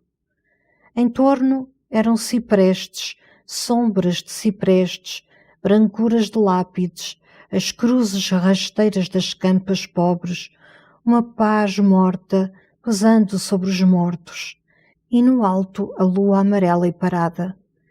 Então o fidalgo sentiu um arrepiado medo do Cristo, das lousas, dos defuntos, da lua, da solidão, e despediu numa carreira até avistar as casas da calçadinha, por onde descambou como uma pedra solta. Quando se deteve no largo do chafariz, um moço piava na torre da câmara, melancolizando o repouso de Vila Clara, apagada e adormecida. Mais impressionado, Gonçalo correu à taberna da Serena, recolheu os criados que esperavam jogando a bisca lambida, e com eles atravessou de novo a vila até à cocheira do Torto, para recomendar que lhe mandassem à torre, às 9 horas da manhã, a parelha russa. Através do postigo que se abrira com cautela no portão chapeado, a mulher do Torto gemeu indecisa. Ai, meu Deus, não sei se poderá. Ele às 9 tem um serviço, pois não faria mais quanto ao fidalgo aí pela voltas das 11. Às 9, berrou Gonçalo. Desejava piar cedo ao portão do governo civil para evitar a curiosidade daqueles cavalheiros de Oliveira que depois do meio-dia se juntavam na praça, vadeando por debaixo da arcada. Mas às 9h30, Gonçalo, que até ao luzir de madrugada se agitara pelo quarto no tumulto de esperanças e receios, ainda se barbeava em camisa diante do vasto espelho de colunas douradas. Depois aproveitou a caleche para deixar na feitosa os seus bilhetes de pêsames à bela viúva, à dona Ana. Ao meio-dia, esfaimado, almoçou na vendinha enquanto a parelha resfolgava, e batia a meia depois das 2, quando enfim se apeou em Oliveira, diante do portão do antigo convento de São Domingos, ao fundo da praça, onde seu pai, quando chefe do distrito, instalara faustosamente as repartições do governo civil. Àquela hora, já na frescura e sombra da arcada que orla um lado da praça, outrora Praça de Prataria, hoje Praça da Liberdade, os cavalheiros de Oliveira mais desocupados, os rapazes, preguiçavam em cadeiras de verga à porta da tabacaria elegante e da loja do Leão. Gonçalo, cautelosamente, baixara as cortinas verdes da calés. Mas no pátio do governo civil, ainda guarnecido de bancos monumentais do tempo dos frades, esbarrou com o primo José Mendonça, que descia a escadaria fardado. Foi um assombro para o alegre capitão, moço esbelto de bigode curto, picado levemente de bexigas. «Estou por aqui, Gonçalinho, e de chapéu alto, caramba, deve ser coisa gorda!» O fidalgo da torre confessou corajosamente. Chegava nesse instante de Santa Ireneia para falar ao André Cavaleiro. «Está ele cá, esse ilustre senhor?» O outro recuou quase aterrado. «Ao Cavaleiro? É ao Cavaleiro que vens falar, Santíssima Virgem, então desabou Troia!» Gonçalo gracejou corando. Não se passara desgraça épica como a de Troia. De resto, podia revelar ao amigo Mendonça o caso que o arrastava à presença augusta de Sua Excelência o Governador Civil. Era um homem dos bravais, um casco que, furioso por não conseguir o arrendamento da torre, o ameaçara, quando dava agora a estrada de Vila Clara, de noite, à espreita com uma espingarda. E ele, não ousando fazer alta e boa justiça pelas mãos dos seus criados, como os ramires feudais, reclamava modestamente da autoridade superior uma ordem para que o Gouveia mantivesse, dentro da legalidade e dos mandamentos de Deus, o façanhudo dos bravais. Só isto, uma pequenina questão de paz pública. E então, o grande homem está lá em cima? Bem, até logo, Zezinho. A prima, de saúde? Eu naturalmente janto nos Cunhais. Aparece. Mas o capitão não despegava do degrau de pedra, abrindo pachorrentamente a cigarreira de couro. E que me dizes tu à novidade, o pobre Sanches Lucena? Sim, Gonçalo soubera na Assembleia. Monta a quem? Mendonça acendeu, chupou o cigarro. De repente, com um aneurisma, a ler o Notícias. Pois ainda há 3 dias, a Maricas e eu jantámos na Feitosa. Até eu toquei a 2 mãos com a dona Ana, o quarteto do Rigoleto. E ele, bem, conversando, tomando a sua aguardentezinha de cana. Gonçalo esboçou um gesto de piedade e tristeza. Coitado, também há semanas o encontrei na Bica Santa. Bom homem, bem educado. E aí temos agora a bela dona Ana, vaga. E o círculo? Oh, o círculo, murmurou o fidalgo da torre com um risonho desdém. A mim antes me convinha a viúva. É Vênus com 200 contos. Infelizmente tem uma voz medonha. O primo Mendonça acudiu com interesse uma convicção dedicada. Não, na intimidade perde aquele tom empapado. Não imaginas, até um timbre natural, agradável.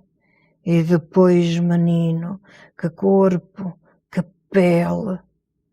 Deve ficar esplêndida agora com o luto, concluiu Gonçalo. Bem, adeusinho, aparece nos Cunhais. Eu corro ao cavaleiro para que Sua Excelência me salve com o seu braço forte. Sacudiu a mão do Mendonça, galgou a escadaria de pedra.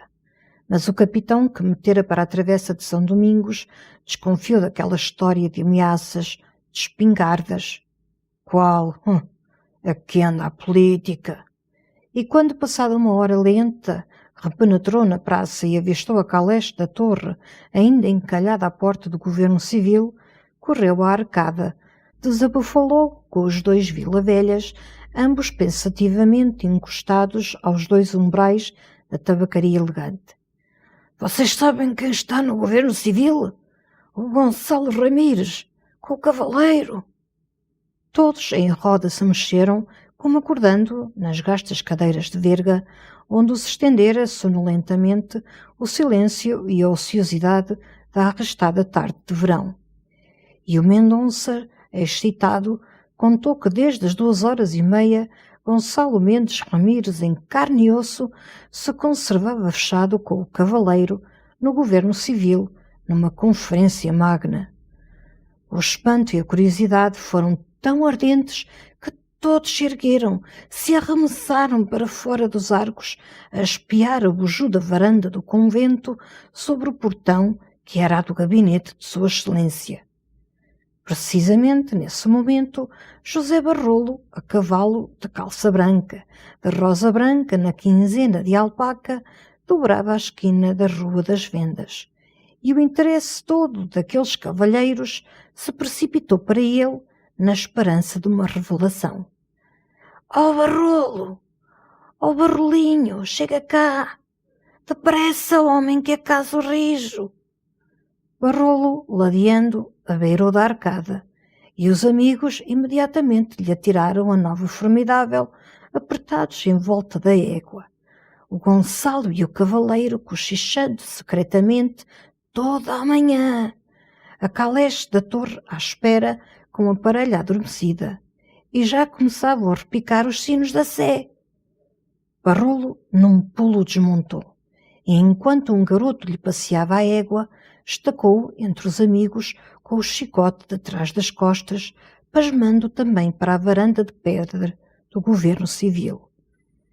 Pois eu não sei nada. O Gonçalo a mim não me disse nada, afirmava ele assombrado. Também já há dias não vem à cidade, mas não me disse nada. E da última vez que cá esteve, nos anos da graça, ainda destemperou contra o cavaleiro. A todos o caso parecia de estrondo, e subitamente um silêncio esmagou a arcada, trespassada de emoção. Na varanda, entre as vidraças abertas, vagarosamente, aparecera o cavaleiro com o fidalgo da torre, conversando, risonhos, de charutos acesos. Os largos olhos do cavaleiro pousaram logo com malícia sobre os rapazes apinhados em pasmo à porta dos arcos, mas foi um lampejar de visão, Sua Excelência remergulhara no gabinete. O fidalgo também, depois de se debruçar da varanda, espreitar a caleche da torre. Entre os amigos rompeu um clamor. Viva! Reconciliação! Acabou a Guerra das Rosas! E as correspondências da Gazeta do Porto? É que houve peripécia tremenda. Temos o Gonçalinho, administrador de Oliveira. Upa, excelentíssimo senhor, upa! Mas de novo emudeceram. O cavaleiro e o fidalgo reapareciam numa enfronhada conversa que os deteve um momento, esquecidos na evidência da varanda escancarada. Depois o cavaleiro, com uma familiaridade carinhosa, bateu nas costas de Gonçalo, como se publicasse a sua reconciliação diante da praça maravilhada. E outra vez se sumiram nesse passear conversado e íntimo que os trazia da sombra do gabinete para a claridade da janela, roçando as mangas, misturando o fumo leve dos charutos. Embaixo, o bando crescia mais excitado. Passara o Melo Albuim, o Barão das Marges, o doutor delegado, e chamados com ânsia, cada um correra, devorara esgazeadamente a novidade, embasbacara para o velho balcão de pedra que o sol dourava. Os grossos ponteiros do relógio do governo civil já se acercavam das 4h. Os dois vilavelhas, outros rapazes, estafados, retrocederam às cadeiras de verga da tabacaria. O doutor delegado, que jantava às 4 e sofria do estômago, despegou desconsoladamente dos arcos, suplicando ao Pestana, seu vizinho, que aparecesse ao café para contar o resto. Melo Albuim Esse enfiara para casa, defronte do governo civil, na esquina do largo, e da janela, disfarçado por trás da mulher e da cunhada, ambas de chambres brancos e de papelotes, sondava o gabinete de Sua Excelência com um binóculo. Por fim, bateram com estendida pancada às 4 horas. Então, o barão das Marges, na sua impaciência borbulhante, decidiu subir ao governo civil, para farejar. Mas, nesse momento, André Cavaleiro assomava de novo à varanda, sozinho, com as mãos enterradas no jaquetão de flanela azul.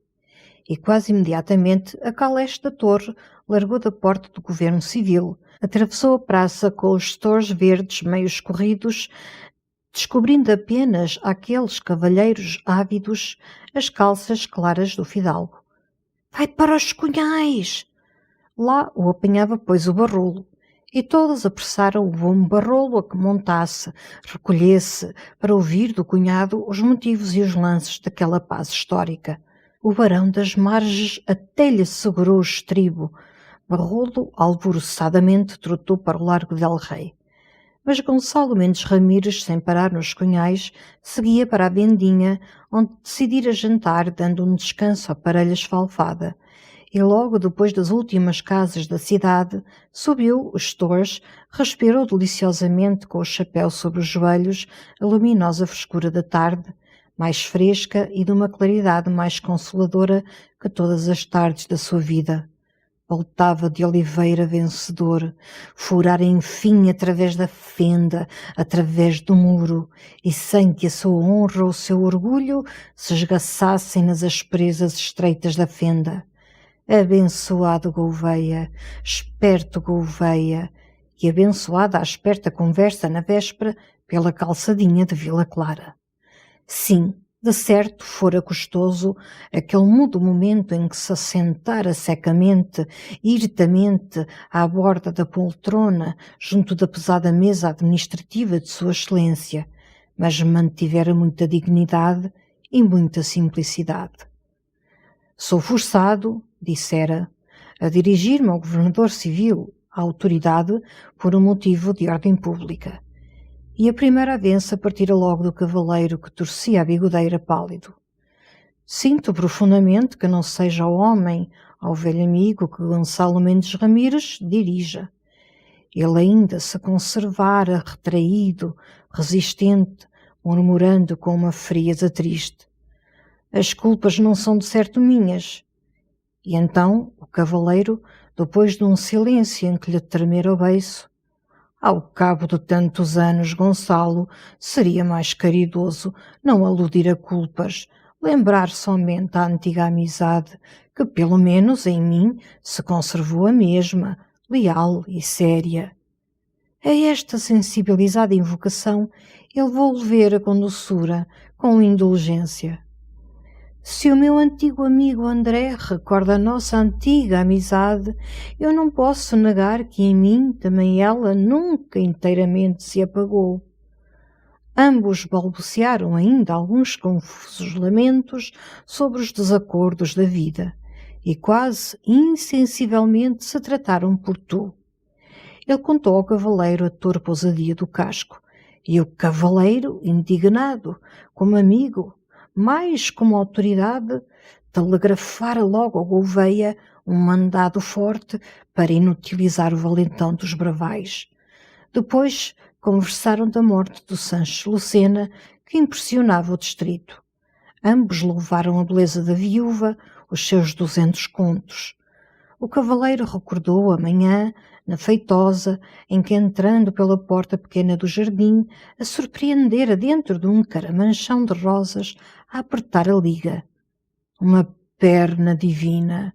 Ambos se recusaram rindo a casar com a dona Ana, apesar dos 200 contos e da divina perna. Já entre eles restabelecera a antiga familiaridade de Coimbra. Era tu, Gonçalo, tu, André, ó menino, ó filho. E fora André, naturalmente, que aludira à desaparição do deputado do governo, à surpresa do círculo vago. Ele então, com indiferença, estirado na poltrona, rufando com os dedos na borda da mesa, murmurara: Sim, com efeito, vocês agora devem estar embaraçados. Assim, de repente. Mais nada. Apenas estas indolentes palavras, murmuradas através do rufo. E o cavaleiro, logo, sem preparação, apressadamente, empenhadamente, lhe oferecera o círculo. Pousara os olhos nele com lentidão, como para o penetrar, o escutar.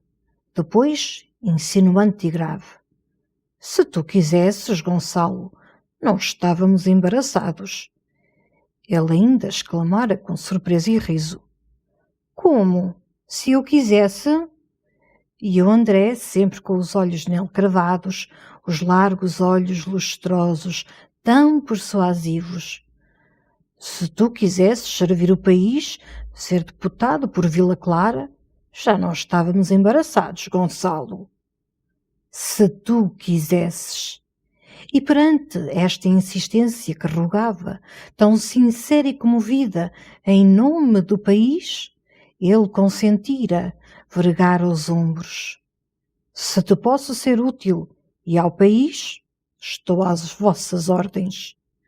E eis a fenda transposta, a áspera fenda sem rasgão no seu orgulho ou na sua dignidade. Depois conversaram desafogadamente, passeando pelo gabinete, desde a estante carregada de papéis até à varanda que André abrira por causa de um cheiro persistente de petróleo entornado na véspera. André tencionava partir nessa noite para Lisboa para conferenciar com o governo depois daquela inesperada desaparição de Lucena. E agora, em Lisboa, imporia o querido Gonçalo como o único deputado, depois do Sanches de Lucena, seguro e substancial, pelo nome, pelo talento, pela influência, pela lealdade. E eis a eleição consumada. De resto, declarara o cavaleiro rindo, aquele círculo de Vila Clara constituía uma propriedade sua, tão sua como Corinde. Livremente poderia eleger o servente da repartição, que era gago e bêbado. Prestava, pois, um serviço esplêndido ao governo, à nação, apresentando um moço de tão alta origem e de tão fina inteligência. Depois acrescentara: não tens a pensar mais na eleição. Vais para a torre. Não contas a ninguém, a não ser ao Gouveia. Esperas lá muito quietinho, telegrama meu de Lisboa. E recebido ele, estás deputado por Vila Clara, anuncias a teu cunhado, aos amigos. Depois no domingo vens almoçar comigo a Corinde, às 11. Então ambos se apertaram no abraço que fundiu de novo e para sempre as duas almas apartadas. Depois, ao cimo da escadaria de pedra, onde o acompanhara, o André, repenetrando timidamente no passado, murmurou num riso pensativo: que tens tu feito ultimamente nessa querida torre?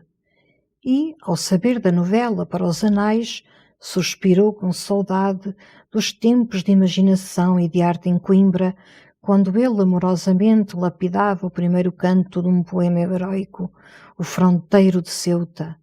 Enfim, outro abraço. E ali voltava deputado por Vila Clara. Todos esses campos, esses povoados que avistava da portinhola da Calés, era ele que os representava em cortes, ele, Gonçalo Mendes Ramires, e superiormente os representaria, mercê de Deus, porque já as ideias o invadiam, viçosas e férteis. Na vendinha, enquanto esperava que lhe frigissem um chouriço, com ovos e 2 postas de sábel, meditou, para a reposta ao discurso da coroa, um esboço sombrio e áspero da nossa administração na África, e lançaria então um brado à nação que a despertasse, lhe arrastasse as energias para essa África portentosa, onde cumpria com glória suprema e suprema riqueza edificar de costa a costa um Portugal maior. A noite cerrara ainda, outras ideias o revolviam vastas e vagas, quando o trote, esfalfado da parelha, estacou no portão da torre. Ao outro dia, terça-feira, às 10 horas, o Bento entrou no quarto do fidalgo com um telegrama que chegara à vila de madrugada.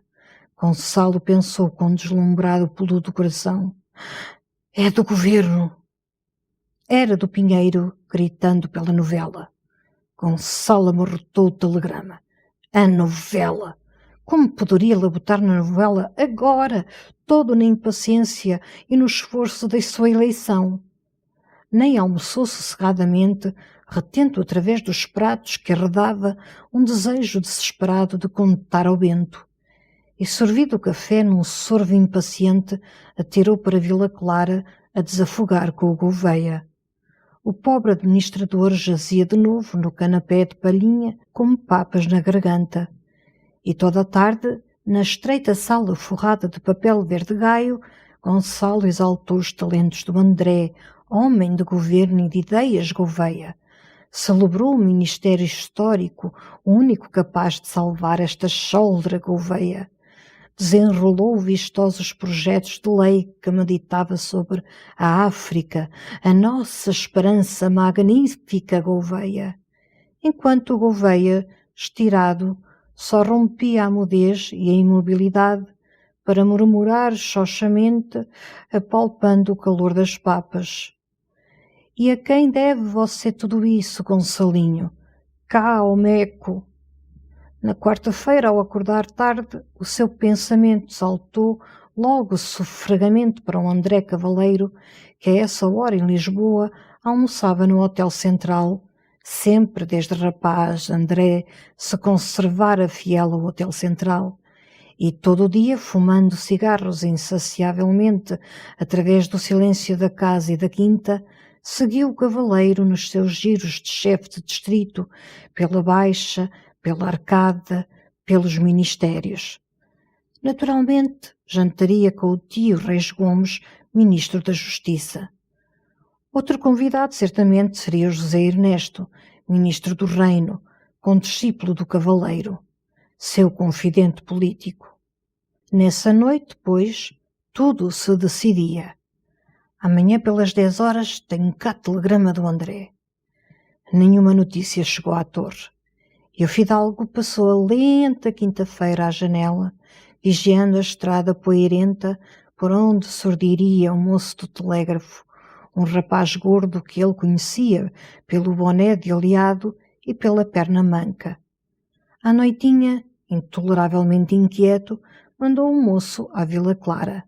Talvez o telegrama arrastasse, esquecido, pela mesa daquela besta do Nunes do telégrafo. Não havia telegrama para o fidalgo. Então ficou certo de surgirem em Lisboa dificuldades. E toda a noite, sem sossego, numa indignação que rolava e crescia, imaginou o cavaleiro cedendo molmente a outras exigências do ministro, aceitando com servilismo para Vila Clara a candidatura de algum imbecil da Arcada, de algum chulo escrevinhador do partido. Pela manhã injuriou o Bento por lhe trazer tão tarde os jornais e o chá. E não há telegrama? Nem carta? Não há nada. Bem, fora traído, pois nunca aquele infame cavaleiro transporia à porta dos Cunhais, de resto que lhe importava a burlesca eleição. Mercê de Deus que lhe sobravam outros meios de provar soberbamente o seu valor e bem superiores a uma encebada cadeira em São Bento.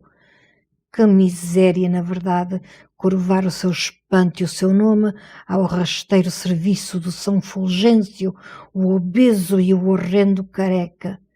E resolveu logo regressar aos cimos puros da arte, ocupar altivamente todo o dia no nobre e elegante trabalho da sua novela.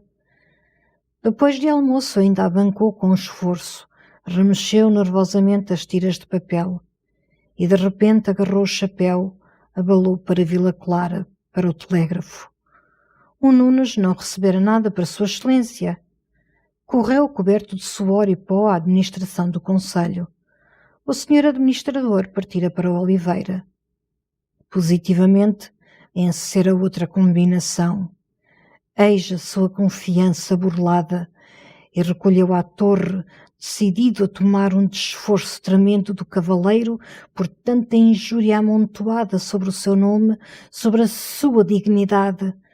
Toda a abafada e nevoada sexta-feira a consumiu amargamente, meditando esta vingança que queria, bem pública e bem sangrenta. A mais saborosa, a mais simples, seria rasgar a bigodeira do infame com chicotadas na escadaria da Sé um domingo à saída da missa. Ao escurecer, depois do jantar que mal debicara, naquele despeito e humilhação que o pungiam, envergou o casaco para voltar a Vila Clara. Não entraria no telégrafo já com vergonha do Nunes, mas gastaria a noite na Assembleia, jogando bilhar, tomando um alegre chá, lendo risonhamente os jornais regeneradores para que todos recordassem a sua indiferença, se por acaso mais tarde conhecessem a trama em que resvalara. Desceu ao pátio, onde as árvores adensavam a sombra do crepúsculo, carregado de fuscas nuvens, e abriu o portão quando esbarrou com um rapaz que se esbaforia sobre a perna manca e gritava: "É um telegrama!" Com que voracidade lhe o arrancou das mãos, correu à cozinha, ralhou desabridamente à Rosa pela falta da luz tardia, e com um fósforo a arder nos dedos, devorou num lampejo as linhas benditas. Ministro aceita. Tudo arranjado. O resto era o cavaleiro, lembrando que no domingo esperava em Corinde às 11 para almoçarem e conversarem. Gonçalo Mendes Ramires deu 5 tostões ao moço do telégrafo, galgou as escadas. Na livraria, à claridade mais segura do candeeiro, releu o telegrama delicioso. Ministro aceita.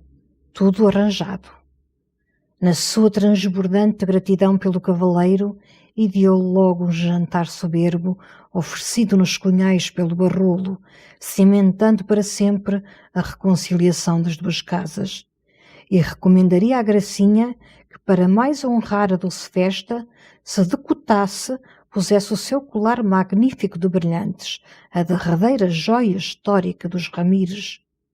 Aquele André, que flor, que rapaz! O relógio de charão no corredor roquejou as 9 horas, e só então Gonçalo percebeu a densa chuva que alagava a quinta. E é que ele, embebido na sua glória, passeando pela livraria num luminoso rolo de imaginações, não sentira o rumor sobre a pedra da varanda, nem sobre a folhagem dos limoeiros. Para se acalmar, ocupar a noite encerrada, deliberou trabalhar na novela. E realmente, agora convinha que terminasse essa torre de Dom Ramires antes do bafã da eleição, para que em janeiro, ao abrir das cortes, surgisse na política com o seu velho nome aureolado pela erudição e pela arte. Envergou o roupão de flanela e à banca, com o costume bolo de chá inspirador, repassou lentamente o começo do capítulo 2, que o não contentava. Era no castelo de Santa Ireneia, naquele dia de agosto em que Lourenço Ramires caíra no vale de Cantapedra, mal ferido e cativo do bastardo de Baião. Pelo almocadém dos peões que, com o braço varado por uma choçada, voltara em desesperada carreira ao castelo, já Torquetezindo Ramires conhecia o desventuroso desfecho da lide, e neste lance o tio Duarte, no seu poemeto do bardo, com um lirismo mole, mostrava o enorme rico homem gemendo derramadamente através da sala de armas na saudade desse filho, flor dos cavaleiros de Ribacávado, derrubado, amarrado numas andas à mercê da gente de Baião.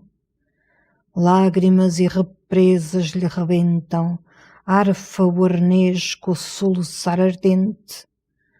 Ora, levado no harmonioso sulco do tio Duarte, também ele, nas linhas primeiras do capítulo, esboçara o velho abatido sobre um escanho com lágrimas reluzentes sobre as barbas brancas, as duras mãos descaídas como as de lânguida dona, enquanto que nas lajes, batendo a cauda, os seus 2 lebreus o contemplam numa simpatia ansiada e quase humana. Mas agora este choroso desalento não lhe parecia coerente com a alma tão indomavelmente violenta do avô Truquetezindo. O tio Duarte, da Casa das Balsas, não era um Ramires, não sentia hereditariamente a fortaleza da raça. E romântico plangente de 1848 inundara logo de prantos românticos a face férrea de um litador do século XII, de um companheiro de Sancho I. Ele, porém, devia restabelecer os espíritos do Senhor de Santa Ireneia dentro da realidade épica. E, riscando logo esse descurado e falso começo de capítulo, retomou o lance mais vigoroso, enchendo todo o castelo de Santa Ireneia de uma irada e rija alarma. Na sua lealdade sublime e simples, Truquetezindo não cuida do filho, a desforra do amargo ultraje, e o seu esforço todo se comete a apressar os aprestos da mesnada para correr ele sobre Montemor e levar às senhoras infantas socorros de que as privara a emboscada de Cantapedra. Mas quando o impetuoso rico homem com o badaíl na sala de armas regia a ordem da arrancada, eis que os esculcas, abrigados do calor de agosto, nos miradouros, enxergam ao longe, para além do arvoredo da ribeira, coriscos de armas, uma cavalgada subindo para Santa Ireneia. O Vílico, o gordo, e afamado Ordonho, galga arquejando aos eirados da Torre Albarrã e reconhece o pendão do lopo de Baião, o seu toque de trompas à mourisca, arrastado e triste no silêncio dos campos. Então arqueia as cabeludas mãos na boca, atira o alarido. Armas, armas, que a gente de Baião, besteiros às quadrelas, homens em chumas às levadiças da Cárcova. E Gonçalo, coçando a testa com a rama da pena, rebuscava ainda outros verídicos brados de bravo São Afonsino, quando a porta da livraria abriu cautelosamente, através daquele perro rangido que o desesperava. Era o Bento em mangas de camisa. O senhor doutor não poderia descer cá abaixo à cozinha? Gonçalo embasbacou para o Bento, pestanejando sem compreender. À cozinha? É que está lá a mulher do casco a levantar uma celeuma. Parece que lhe prenderam um homem esta tarde. Apareceu aí por baixo d'água com os pequenos, até um de mama. Quer por força falar com o senhor doutor e não se cala, lavada em lágrimas, de joelhos com os filhos, que é mesmo uma Inês de Castro. Gonçalo murmurou. Que maçada e que contrariedade. A mulher, numa agonia entre gritos, arrastando os filhos suplicantes até ao portão da torre, e ele, nas vésperas da sua eleição, aparecendo a todas as freguesias enternecidas como um fidalgo desumano. Atirou a pena furiosamente. Que maçada! Diz à criatura que me deixe, que se não aflija. O senhor administrador amanhã manda soltar o casco. Eu mesmo vou a Vila Clara antes de almoço para pedir. Que se não aflija, que não aterre os pequenos. Corre! Diz, homem! Mas o Bento não despegava da porta. Pois a Rosa e eu já lhe dissemos, mas a mulherzinha não acredita. Quer pedir ao senhor doutor. Veio por baixo d'água, até um dos pequenitos está bem doentinho. Ainda não fez senão tremer. Então Gonçalo, sensibilizado, atirou à mesa um murro que tresmalhou as tiras da novela. Ora, se uma coisa destas se atura! Um homem que me quis matar e agora por cima é sobre mim que desabam as lágrimas e as cenas. E a criança doente. Não se pode viver nesta terra. Um dia vendo a casa e quinta e migro para Moçambique, para o Transvaal, para onde não haja maçadas. Bem, diz à mulher que já disse. O Bento aprovou com efusão. Pois, se o senhor doutor não lhe custa, e como é para dar uma boa nova, sempre consola a pobre mulherzinha.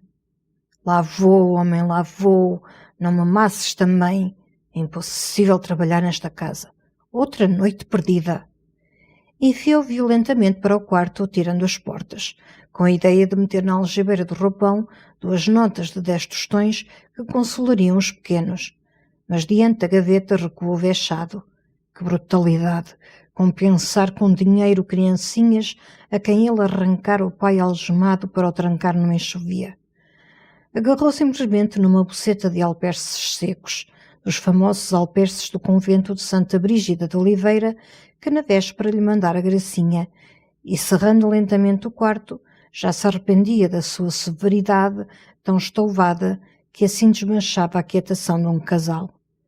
Depois, no corredor, ante a chuva clamosa que dos telhados se despenhava nas lajes do pátio, ainda mais doridamente se impressionou com a imagem da pobre mulher deslocada pela negra estrada, puxando os filhinhos encharcados, moídos contra a tormenta solta, e ao penetrar no corredor da cozinha tremia como um culpado. Através da porta envidraçada sentiu logo Rosa e o Bento consolando a mulher com palradora confiança, quase risonhos, mas os ais dela, os ruidosos lamentos pelo seu rico homem, ressoavam mais agudos, como a rebater e a abafar toda a consolação. E apenas Gonçalo empurrou timidamente a porta, quase recuou no espanto e medo daquela aflição estridente que se arremessava para ele e para a sua misericórdia. De rojos nas lajes, torcendo as magras mãos sobre a cabeça, toda de negro, parecendo mais negra e dolorosa contra a vermelhidão do lençol estendido que secava ao lume forte da lareira, a criatura estalara num tumulto de súplicas e gritos. Ai, meu rico senhor, tenha compaixão. Ai, que me prenderam o meu homem, que me vão mandar para a África degradado. Jesus, meus filhinhos da minha alma que ficam sem pai. Ai, pelas suas almas, meu senhor, e por toda a sua felicidade. Eu sei que ele teve a culpa, aquilo foi perdição que lhe deu. Mas tenha piedade destas criancinhas. Ai, o meu pobre homem que está de veros. Ai, meu rico senhor, por quem é? Com as pálpebras umedecidas, agarrando desesperadamente a boceta de alperces, Gonçalo balbuciava através da emoção que o estrangulava. Oh, mulher, sossegue, já o vão soltar. Sossegue, já dei ordem, já o vão soltar. E de um lado, a Rosa, debruçada sobre a escura criatura que gemia, recomeçava docemente. Pois foi o que lhe dissemos, tia Maria, logo pela manhã. O vão soltar. E do outro, o Bento batendo na coxa com impaciência. Oh, mulher, acabe com esse escarcéu, pois o senhor doutor prometeu, logo pela manhã o vão soltar. Mas ela não se calmava. Com o lenço da cabeça desmanchado, uma trança desprendida, soluçando e clamando através dos soluços. Ai, que eu morro se não o vejo solto. Ai, perdão, meu rico senhor da minha alma. Então Gonçalo, que aquele infindável e obtuso queixume torturava como um ferro cravado e recravado, bateu o chinelo nas lajes, berrou. Escute, mulher, e olhe para mim. Mas de pé, e olhe bem, olhe direita. Irtamente erguida, atirando as mãos para as costas, como a escapar de algemas que também a ameaçassem, ela arregalou para o fidalgo os olhos espavoridos, fundos olhos pretos, de fundas olheiras tristes que lhe enchiam a face rechupada e morena. Bem, perfeitamente, exclamava Gonçalo. E agora diga, acha que tenho o bojo de lhe mentir quando o vosso Messê está nessa aflição? Pois então sossegue, acabe com os gritos, que sob a minha palavra amanhã cedo o seu homem está solto. E a Rosa e o Bento, ambos triunfando. Pois que lhe dizia a gente, criatura de Deus, se o senhor doutor tinha prometido, amanhã lá tem o homem. Lentamente ela limpava as lágrimas já silenciosas à ponta do avental negro, mas ainda desconfiada, com os tenebrosos olhos mais arregalados, devorando Gonçalo. E o fidalgo mandava com certeza a ordem? Cedinho? De madrugada? Foi o Bento que a convenceu com violência. Oh, mulher, você até parece atrevida. Ora essa, pois duvida da palavra do senhor doutor? Ela soltou o avental, baixou a cabeça, suspirou simplesmente. Ai, então, muito obrigada, seja pela felicidade de todos. E agora a curiosidade de Gonçalo procurava os pequenos que ela acarretara desde os bravais através da chuva cerrada. A pequenina de mama dormia com beatitude sobre a tampa de uma arca onde a boa Rosa a aconchegara entre mantas e fronhas. Mas o pequeno de 7 anos, encolhido numa cadeira diante do lume, rente ao lençol que secava, secando também com a carinha afogueada de febre, tossia despedaçadamente num cabecear de sono e cansaço, a arquejar, a gemer contra a tosse que o esfalfava. Gonçalo pousou a boceta de alperces na arca, palpou a mão com que ele, sem cessar, raspava pela abertura da camisa encardida, o peito ainda mais encardido. Mas esta criança tem febre? E você, com uma noite destas, traz o pequeno assim, desde os bravais, mulher? Da cadeirinha baixa onde se sentara prostrada, ela murmurou sem erguer a magra face, torcendo a ponta do avental. Ai, era para que eles também pedissem, que estavam sem pai, coitadinhos. E pretende talvez voltar para os bravais debaixo d'água com as crianças? Ela suspirou. Ai, volto. Não posso deixar sozinha a mãe do meu homem que tem 80 anos e está entrebada. Então o fidalgo cruzou descoroçoadamente os braços no embaraço daquela aventura em que, por culpa da sua ferocidade, se arriscavam 2 crianças. Mas a Rosa entendia que a pequenina, a de mama, não sofreria com a caminhada, bem enxugadinha ao colo da mãe, debaixo de uma manta grossa. Agora o outro com a tosse, com a febre. Esse fica cá, exclamou logo Gonçalo decidido. Como se chama ele? Manuel? Bem, o Manuel fica cá e vá descansada que a senhora Rosa tome cuidado. Precisa uma boa gemada. Depois um bom suadoiro. Um destes dias lá lhe aparece nos bravais, curado e mais gordo. Vá sossegada. De novo a mulher suspirou no cansaço imenso que a invadira, a amolecia, e sem resistir no seu longo e abatido hábito de submissão. Pois sim, senhor, se o fidalgo manda, está muito bem. O vento, entreabrindo a porta do pátio, anunciava uma abertura. O negrume a levantar. Gonçalo imediatamente apressou a volta aos bravais. E não tenha medo, mulher. Vai um moço da quinta com uma lanterna e um guarda-chuva para abrigar a pequena. Escute, vosso Mercê até podia levar a capa de borracha. Ó Bento, corre, desce a minha capa de borracha, a nova, a que comprei em Lisboa. E quando o Bento trouxe o impermeável de longa romeira, o lançou por sobre os ombros da mulher, que o estofo rico intimidava com o seu rujo de seda, foi na cozinha uma divertida risada. O pranto passara como a chuva. Agora era uma visita amorável, findando num arranjo alegre de agasalhos. A Rosa apertava as mãos banhada de gosto. Achei que vosso mercê fica uma bonita madama, hein? Se fosse de dia, olhe que se juntava gente. A mulher sorria, enfim, descaradamente, sem interesse. Ai, nem sei que pareço, que abentesma. Através do pátio, onde as acácias gotejavam docemente, Gonçalo acompanhou o rancho até à porta do pomar, gritando ainda. Agasalhem bem a pequena, quando já a lanterna do moço se fundia na úmida espessura da noite acalmada.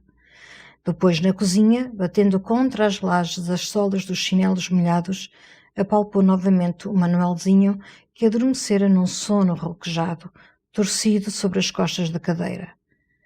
Tem pouca febre, mas precisa um suadoiro forte, e antes de o cobrirem bem, um leite quente, quase a ferver com conhaque. O que ele precisava também era esfregado a coco. Que porcaria de gente! Enfim, fica para mais tarde, quando se curar. E agora, ó Rosa, manda acima alguma coisa para eu cear, coisa sólida que eu não jantei, e o sarau foi tremendo. Na livraria, depois de mudar os chinelos, descansar, Gonçalo escreveu ao Gouveia uma carta reclamando com comovida urgência a liberdade do casco, e acrescentava: É o primeiro pedido que lhe faz o deputado por Vila Clara. Cumprimente, porque acabo de receber telegrama do nosso André anunciando que tudo feito, ministro concorda, etc. De sorte que precisamos comunicar, pois queira vossa mercê vir jantar amanhã a esta sua torre, à sombra do Titó e com acompanhamento de Videirinha. Estes 2 beneméritos são indispensáveis para que haja apetite e harmonia. E rogo, Gouveia amigo, que os avise do festim para me evitar a remessa de circulares eloquentes. Lacrada a carta, retomou languidamente o manuscrito da novela e, trincando a rama da pena, ainda procurou vozes do bom sabor medieval para aquele lance em que o Vílico e as roldas enxergaram a cavalgada do bastardo pela encosta da ribeira com refulgidos de armas sob o rijo sol de agosto.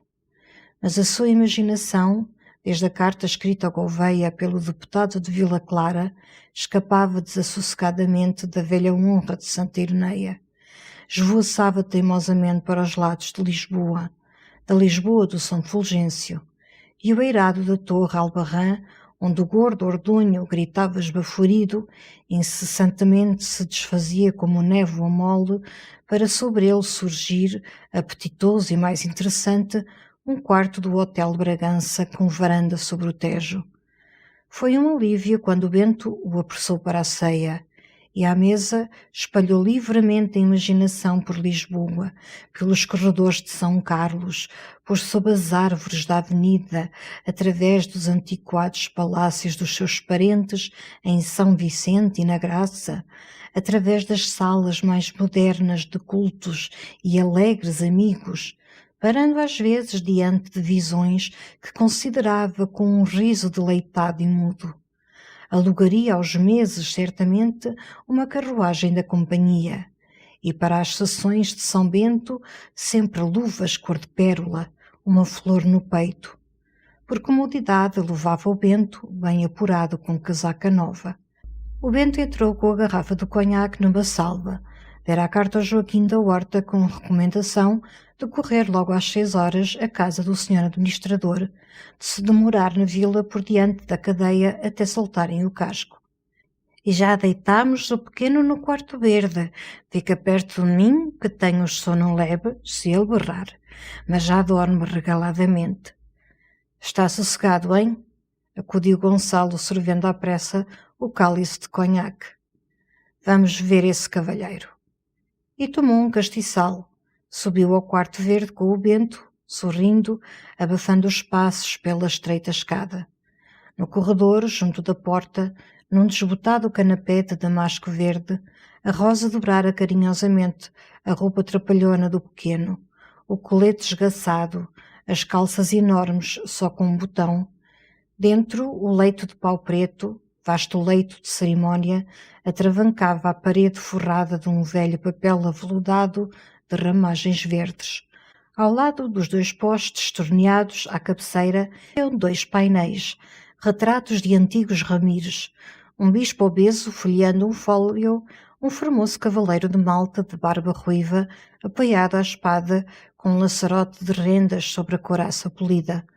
E nos altos colchões, o Manuelzinho ressonava, sem tosse, quieto, abafado pela grossura dos cobertores, umedecido por um suor fresco e sereno. Gonçalo, caminhando sempre de leve, repuxou cuidadosamente a dobra do lençol. Desconfiado das janelas decrépitas, experimentou que não entrasse traiçoeiro ar pelas gretas. Mandou pelo Bento buscar uma lamparina que arranjou sobre o lavatório com a luz esbatida por trás de uma vasilha. Ainda atentamente, relanceou os olhos lentos pelo quarto para se assegurar do sossego, do silêncio, da penumbra, do conforto, e saiu, sempre na ponta dos pés, sorrindo, deixando o filho do casco velado pelos 2 nobres Ramires, o bispo com o seu tratado, o cavaleiro de Malta com a sua pura espada.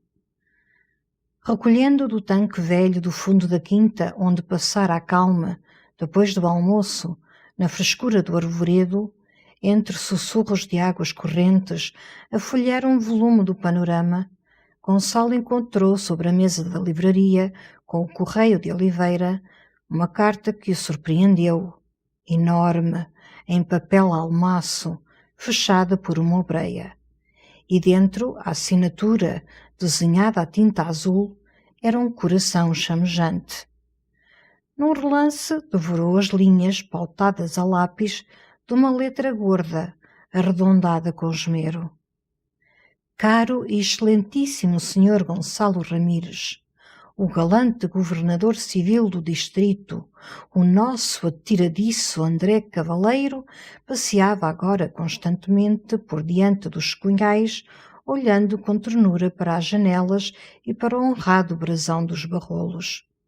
Como não era natural que andasse a estudar a arquitetura do palacete, que nada tem de notável, concluiu a gente séria que o digno chefe do distrito esperava que Vossa Excelência aparecesse a algumas das janelas do largo ou das que deitam para a Rua das Tecedeiras, ou, sobretudo, no mirante do jardim, para reatar com Vossa Excelência a antiga e quebrada amizade. Por isso, muito acertadamente, procedeu Vossa Excelência em correr pessoalmente ao Governo Civil e propor a reconciliação e abrir os braços generosos ao velho amigo, evitando assim que a primeira autoridade do distrito continuasse a esbanjar um tempo precioso naqueles passeios, de olhos pregados no palacete dos fidalguíssimos Barrolos. Enviamos, portanto, a Vossa Excelência os nossos sinceros parabéns por esse acertado passo que deve acalmar as impaciências do fogoso cavaleiro e arredondar em benefício dos serviços públicos. Revirando o papel nas mãos, Gonçalo pensou: é das lousadas. Ainda estudou a letra, as expressões, descortinando o que redundar fora escrito com um O, arquitetura sem C, e rasgou furiosamente a grossa folha, rosnando no silêncio da livraria. Aquelas bêbadas! Sim, era delas, as odiosas lousadas. E a soringem mais o aterrava, porque maledicência, lançada por tão ardentes espalhadoras de maledicências, já certamente penetrara em todas as casas de Oliveira, mesmo na cadeia, mesmo no hospital.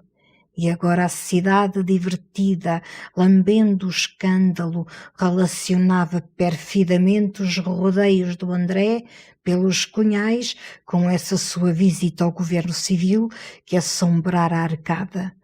Na ideia, pois, de Oliveira e sob a inspiração das lousadas, fora ele, Gonçalo Mendes Ramires, que arrancara o cavaleiro à sua repartição, o conduzira serviçalmente ao Largo del Rei, lhe escancarara as portas do palacete até aí rondadas e miradas sem proveito, e com sereno descaro alcovitar os amores da irmã.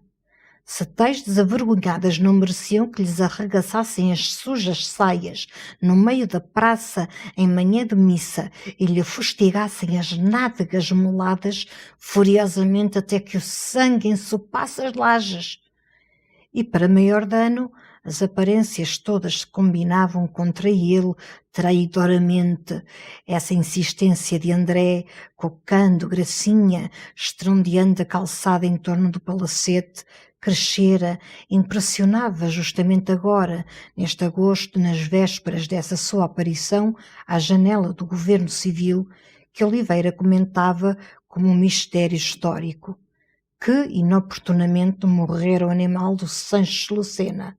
Meses antes, nem mesmo a malícia das lousadas ligaria a sua reconciliação com André a um cerco amoroso que não começara ou não andava tão murmurado. 3 ou 4 meses depois, André, sem esperança, ante o palacete inacessível, certamente findaria os seus giros pelo largo de rosa ao peito. Mas não. Infelizmente, quando esse André com maior estrépito ronda a porta almejada, é que ele acode e abraça o rondador e lhe facilita a porta. E assim a maledicência das lousadas encontrava uma base a que todos na cidade podiam palpar a substância e a solidez, e sobre ela se erigia como verdade pública. Infames lousadas! Mas agora, o quê? Manter rigidamente as suas relações com o cavaleiro dentro da política, evitando escorregadias intimidadas que a tornassem logo nos cunhais, como outrora na torre, o conviva desejado? Como poderia? Desde que ele se reconciliava com André, logo e tão naturalmente como a sombra cega a inclinação do ramo, se reconciliava também o Barrolo, seu cunhado e sua sombra. Mas como impor ao Barrolo que a sua renovada familiaridade com o cavaleiro se realizasse unicamente dentro da política como dentro de um lazareto? Eu sou outra vez o velho amigo do André. Tu, Barrolo, também, mas nunca o convides para a tua mesa, nem lhe abras a tua porta. Imposição desconcertada de dura impertinência, e que na pequena Oliveira logo os fáceis encontros, a simplicidade hospitaleira do Barrolo, quebrariam como um barbante poído. E depois, que grotesca atitude a sua, irto diante do portão do palacete, com um arcanjo São Miguel da bengala de fogo na mão, para sustar a intrusão de Satanás, chefe do distrito. Mas também que toda a cidade largasse ao cochichar pelos cantos o nome de Gracinha, embrulhado ao nome de André, com o nome dele, Gonçalo, emaranhado através como ao fio favorável que os atara. Era horrível. E na impaciência desta dificuldade, de malhas tão ásperas que tanto feriam, terminou por esmurrar a mesa revoltado. Irra, que maçada! São tudo maçadas nestas terras pequenas e coscovilheiras. Em Lisboa, quem se importaria que o senhor governador civil passeasse em certo largo e que certo fidalgo da torre se reconciliasse com o senhor governador civil? Pois acabou. Romperia soberbamente para diante como se habitasse Lisboa, desafogado de mexericos e de malignos olhinhos a cocar. Era Gonçalo Mendes Ramires, da casa de Ramires, 1000 anos de nome e de solar. Dominava bem acima de Oliveira, de todas as suas lousadas, e não só pelo nome, louvado Deus, mas pelo espanto. O André era seu amigo. Entrava em casa de sua irmã e Oliveira casteirasse. E nem consentiu que a suja carta das lousadas desmanchasse a quieta manhã de trabalho para que se preparara desde o almoço, relendo trechos do poemeto do tio Duarte, folheando artigos do Panorama sobre as guerras de muralhas no século XII. Com esforço de atenção erudita, abancou, mergulhou a pena no tinteiro do latão que servira a 3 gerações de Ramires. E, enquanto repassava as tiras trabalhadas, nunca o castelo de Santa Ireneia lhe parecera tão heróico, de tão soberana estatura, sobre tamanha colina de história, sobranceando o reino que em torno dele se alargava, se cobria de vilas e messes pelo esforço dos seus castelões. Temerosa, com efeito, se erguia a antiga honra de Santa Ireneia nessa afonsina manhã de agosto e rijo sol em que o pendão do bastardo surgira entre fulgidos de armas para além dos arvoredos da ribeira. Já por todas as ameias se apinhavam os besteiros, espiando, encurvando as bestas. Das torres de Adarves subia um fumo grosso do breu, fervendo nas cuas para despejar sobre os homens de Baião que tentassem a escalada. O Adail corria pelas quadrelas, relembrando as traças de defesa, revistando os feixes de virotões, os pedregulhos de arremesso.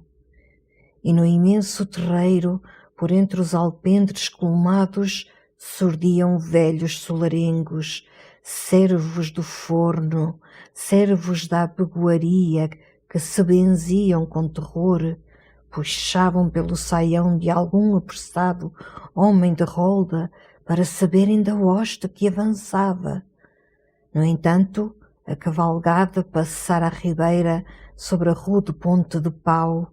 Já por entre os álamos, serenamente se acercava do cruzeiro de granito, outrora erguido nos confins da honra por Gonçalo Ramires, o cortador. E no sossego da manhã abrasada, mais fundamente ressoaram as buzinas do bastardo e o seu toque lento e triste à morisca. Mas quando Gonçalo, enlevado no trabalho, tentava reproduzir com termos bem sonoros, avidamente rebuscados no dicionário de sinônimos, o toar arrastado das buzinas de Baião, sentiu realmente do lado da torre um gemer de sons graves que crescia através dos limoeiros. Deteve a pena, e eis que o fado dos Ramires se eleva ofertadamente da horta em serenada para a varanda florida de Madre Silva. Ora quem te vê solitária, torre de Santa Ireneia. O Videirinha! Correu alvoroçadamente à janela.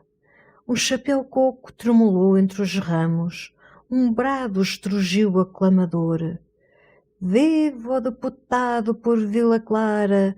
Viva o ilustre deputado Gonçalo Ramires!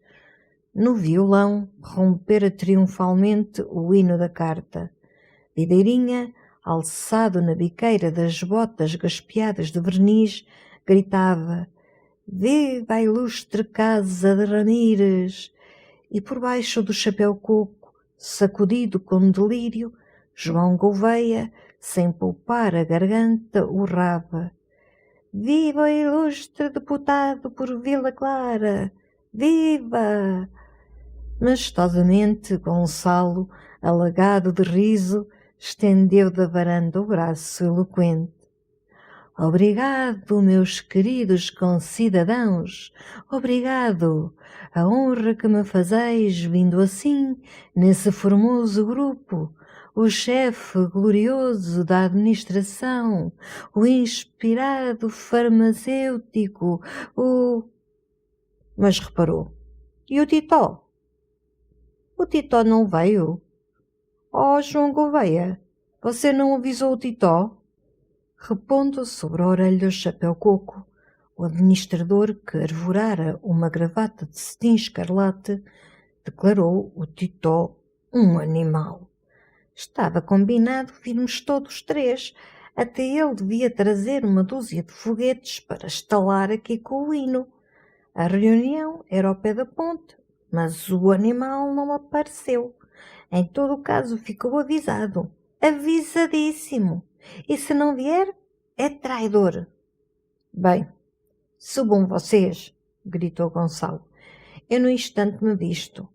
E para aguçar o apetite, proponho um vermouth, depois uma volta pela quinta até ao Pinhal. Imediatamente, Videirinha, teso, empinando o violão, meteu pela rua larga da horta recoberta de parreira. E atrás, João Gouveia atirava os passos em cadência nobre, alçando o guarda-sol como um pendão. Quando Gonçalo entrou no quarto, barrando pelo vento e por água quente, o fado dos Ramires soava em trinados heróicos através do feijoal, por sob a janela aberta onde secava o lençol do banho. E eram as quadras preferidas do fidalgo, as quadras em que o grande avô Rui Ramires, sulcando os mares de Mascate numa urca, encontra 3 fortes naus inglesas e do alto do seu castelo de proa, vestido de grã vermelha, com a mão no cinto de ante tauxiado de ouro e pedras, soberbamente as intima a que se rendam. Todo alegre, a mão no cinto, junto da signa real, gritando às naus, amainai por el rei de Portugal. Gonçalo abotoava à pressa os suspensórios, retomara o canto glorificador. Todo alegre, a mão no cinto, junto da signa real. E, através do esforço esganiçado, pensava que, com tal linha de avós, bem podia desprezar Oliveira e as suas lousadas horrendas. Mas o trovão lento de Titó retumbou no corredor. Então esse deputado de Vila Clara já está a vestir a farda? Gonçalo correu à porta do quarto radiante. Entre, Titó! Os deputados já não usam farda, homem, mas se a tivesse, com os diabos, ia hoje farda, espadinho e chapéu armado para honrar hóspedes tão ilustres. O outro avançara vagarosamente, com as mãos nas algibeiras da rabona de veludo cor de azeitona.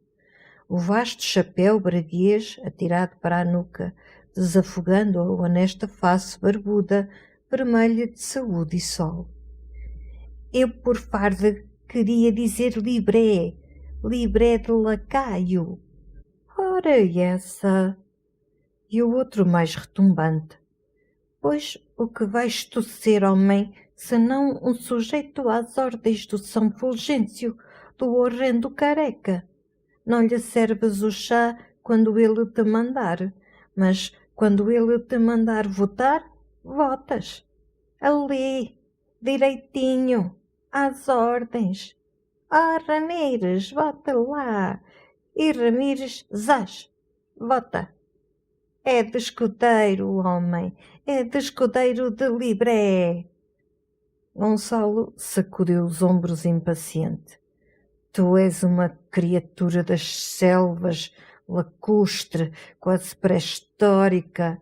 Não entendes nada das realidades sociais. Na sociedade não há princípios absolutos. Mas o Titó, imperturbável, e esse cavaleiro, também já é rapaz de talento? Também já governa bem o distrito? Então Gonçalo protestou, picado, com uma roseta forte na face. E quando negara ele ao André talento ou jeito de governar? Nunca. Só rira, gracejando, a sua pompa, da bigodeira lustrosa, e, de resto, o serviço do país exigia por vezes se aliassem homens que nem partilhavam os mesmos gostos, nem procuravam os mesmos interesses. E, enfim, o Sr. António Villa-Lobos vem hoje um moralista muito terrível, um catão com quem se não pode jantar. Ora, foi sempre o costume dos filósofos muito ríspidos fugir da sala do banquete onde triunfa o devasso e protestar comendo na cozinha. Titó, serenamente, virou as costas majestosas. Onde vais, ó Titó? Para a cozinha. E como Gonçalo ria, Titó, junto da porta, girando como uma torre que gira, encarou o seu amigo. Sério, sério, Gonçalo. Eleição, reconciliação, submissão, e tu em Lisboa às cortesias ao São Fulgêncio e em Oliveira do braço dado com o André, tudo isso parece que destoa. Mas enfim, se a Rosa hoje se apurou, não aludamos mais a coisas tristes. E Gonçalo bracejava, de novo protestava, quando o violão ressoou no corredor com as patadas bem marchadas do Gouveia e o fado recomeçou, mais meigo, mais glorificador. Velha casa de Ramires, honra e flor de Portugal.